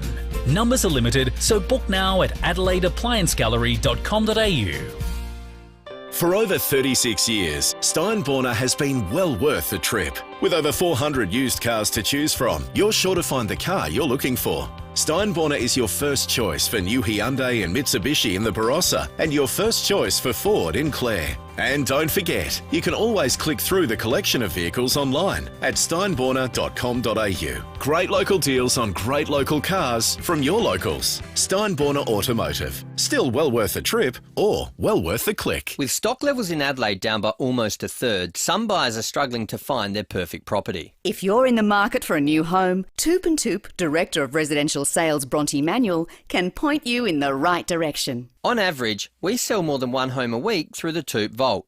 It's one of Australian real estate's most effective off-market tools, giving registered members VIP access to properties before they hit the open market. Given the shortage of homes for sale in Adelaide, the Vault is a great way to get a head start on other buyers. We have dozens of homes hitting the Vault each month, so there's every chance you'll find a property that matches your requirements. So if you're serious about buying right now, you should check out Toop Vault. We're very proud of the Vault, and it has been hugely popular with both buyers and sellers since we launched it in 2013. To join Toop Vault, visit vault.toop.com.au. Call our team at Toop & Toop. We would love to help get our Vault working for you. Visit vault.toop.com.au. 9 News, weeknights at 5, nightly at 6. The switch is on to the news that's live and local. 9 News, made in Adelaide. Buy 3, get 1 free on top tyre brands. Visit bobjane.com.au. You're listening to 5AA Breakfast. David Penberthy and Will Goodings.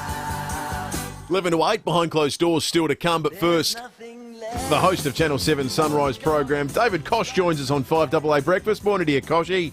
Morning, Dean. Hey, Koshy, before we start, I just want to say, I thought that piece Natalie Barr did last week, dismantling some of the cant coming out of the mouth of the Federal Health Minister, was one of the best bits of journalism I've seen in a while. I tweeted a link to it. But she was being fed utter garbage by Greg Hunt, and good on her for standing up to it. Absolutely, and I think we're all getting a little frustrated at the moment because, yes, we have handled things really well in this country, but the rollout of the vaccine and the opening up, coming out of this, we're stuffing it up a bit. We're going too slow, and the rhetoric being used by the Prime Minister, and again, even after that interview on the weekend by Michael McCormack, the Deputy PM, and Dan Tehan, the Trade Minister, it's not a race. It's not a race to get back to. Flaming well is a race. How telling too that they're in the public sector with guaranteed income. They're not running a business. Yeah, exactly right. And the number of people out of work, the stress it puts on average Australian families. Even your heart goes out to the people in Victoria at the moment. Families, they're back to homeschooling. And the uncertainty of jobs in particular industries, the stand downs, the layoffs that are going through. It is a matter of getting vaccinated and encouraging people, giving them the facts and the transparency and accountability of why we need to do this. And part of the whole discussion that drives people up the wall is when it becomes a political stoush, and it's a bit what we're seeing at the moment, isn't it, between the Victorian government and the Commonwealth? Yep, and that's again through inconsistencies at the moment.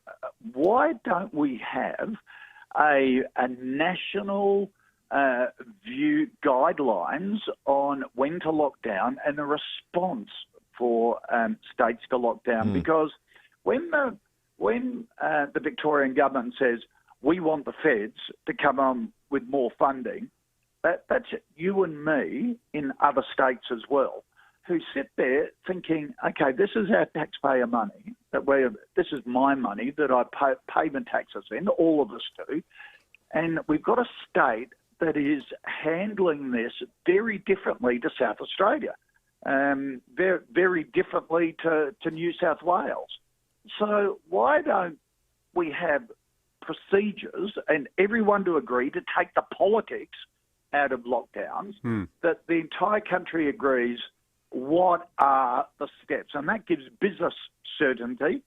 For example, 5 new cases in Victoria, as it's just been announced, and New South Wales will handle that very differently to Victoria, and South Australia will as well. Yeah. It is. It's so weird. It's like, I mean, it's less of an issue when you're talking about the width of rail gauge, which has always been the symbol of how weird federation is. Like, this is a matter of life and death. Exactly. Both in an actual health sense and an economic sense for people. Yep, exactly. And the future of the country, the opening up, certainty in everybody's job going forward, and it reduces the level of stress in your life. Like everything, even going to footy these days, has a level of stress because of this that you just don't need in your life. Now it's part of our life. That's the reality of it. So let's try and be sensible on how to reduce it so we can get back to some sense of normality. You had Alan Joyce, the Qantas CEO, on the show this morning on Sunrise, Koshy. He's come up with some clever incentives to encourage people to get the vaccination. And what's happening overseas, and it's something we've been talking about on the show for ages. Why aren't we following the United States and, Ohio? If you get vaccinated there, you go in to a lottery for $1 million. The other extreme is strip clubs in Miami are giving free entry if you're vaccinated. So that's probably going a bit far. But everyone's got to do their bit, Koshy. Yeah. Some breweries are giving free beer for people who are vaccinated. And what Qantas is doing, you're going to go in for a draw for a family of 4 from each state to have unlimited travel for a year on the Qantas network. Let's think outside the square to get people aboard. Because I have so many friends who are not vaccinated who say, well, it's no rush. I don't intend travelling anywhere. We're not going to be allowed to for a while. And so they put it on the back burner. And then what happens is you get a Victorian situation where 3 of the people who were initially carriers of COVID were over 50, eligible for vaccination, but were not vaccinated. So the entire state's gone down, and this is a result of it. Yeah, 100%. Good on you, Dave. David Koch. All right, guys. From Good to see you. Sunrise on 7. Always great to catch up. Do it again next week. 5 to 9, it's time to go behind closed doors thanks to Aussie Fast Transport Solutions, interstate freight, distribution, warehousing and local Adelaide couriers. Call Aussie Fast, 13 13 64. And when we get behind closed 5AA Weekend Breakfast with Mike Keelan and Angie McBride. Good morning, everybody. It's more like 6 minutes past 6. Good start, Angie. Angie McBride with you until we win Lotto. I know it's Saturday, but my special guest is Michael Keelan. Right. Hello, Angie. It's great to be back on Saturday mornings. Yes, it's great, Michael. With me, Angie McBride, right through the morning. And with Michael Keelan. Yes, that's right. Angie McBride and also Michael Keelan. Right. We'll be talking about lots of things this morning. COVID-19, we'll be covering that for you, the lockdown in Melbourne and all the misinformation that's going out. And gosh, no wonder people are confused. Yes, that's right, Michael. I tell you what, we're very well prepared for it here in South Australia. During the week, I drove past Victoria Park and the line of cars was incredible there at Victoria Park, Jab Central. Yes, Michael, and that's the first bit of misinformation because Victoria Park is COVID testing, not jabs. That's right, and it's no wonder a lot of people think that if they get tested, then they don't have to get the jab. That's right, Michael. Angie McBride until 9, and also Michael Keelan. Have you been to Victoria Park and had your jab yet, Angie? Victoria Park's only for testing, Michael, but I'm not allowed to. I'm under 50. Right. Well, you'll have to wait until Victoria Park starts doing people under 50. No, Victoria Park's just for testing, Michael. Jab Central. No, it's not. Right. Coming up to the news with Graham Goodings, and then after that we'll be back with more of Angie McBride and Michael Keelan. Right, speak up, Angie. Can't hear what you're saying. I said... Right. Angie McBride! Right. And Michael Keelan. If you need a window, and not just anything will do, just call Statesman Windows. Factory direct to you. Nobody beats Statesman Windows, not on quality and certainly not on service. Windows, sliding doors, bifolds and more, made right here in Adelaide, factory direct to you. For windows when and where you want them, call Statesman Windows, states.com.au.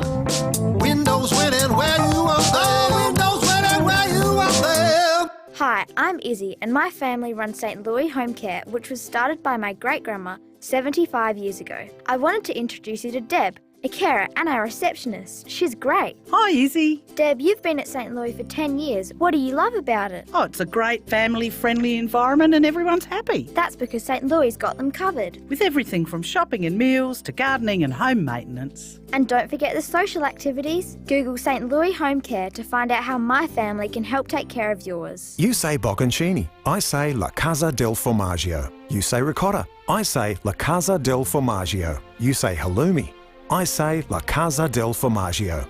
An SA family creating Australia's leading Italian-style cheese using fresh milk sourced directly from SA family dairy farms. So, when I ask which cheese you choose for pizzas, pastas and salads, you say La Casa del Formaggio. Look for the green and red logo at your local retailer or visit the factory outlet shop at Glynde. Ray White Business Sales SA and Business SA.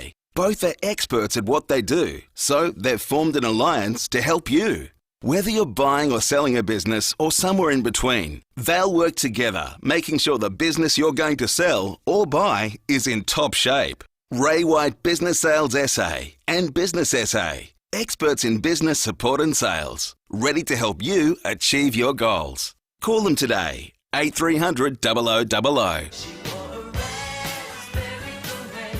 Get up to $100 instant cash back on top tyre brands at Bob Jane T-Marts. You're listening to 5AA Breakfast. David Penberthy and Will Goodings. It's about to go 9 o'clock, which means it's all from us. Stick around for Leon Biner, and we'll catch you tomorrow morning from 6.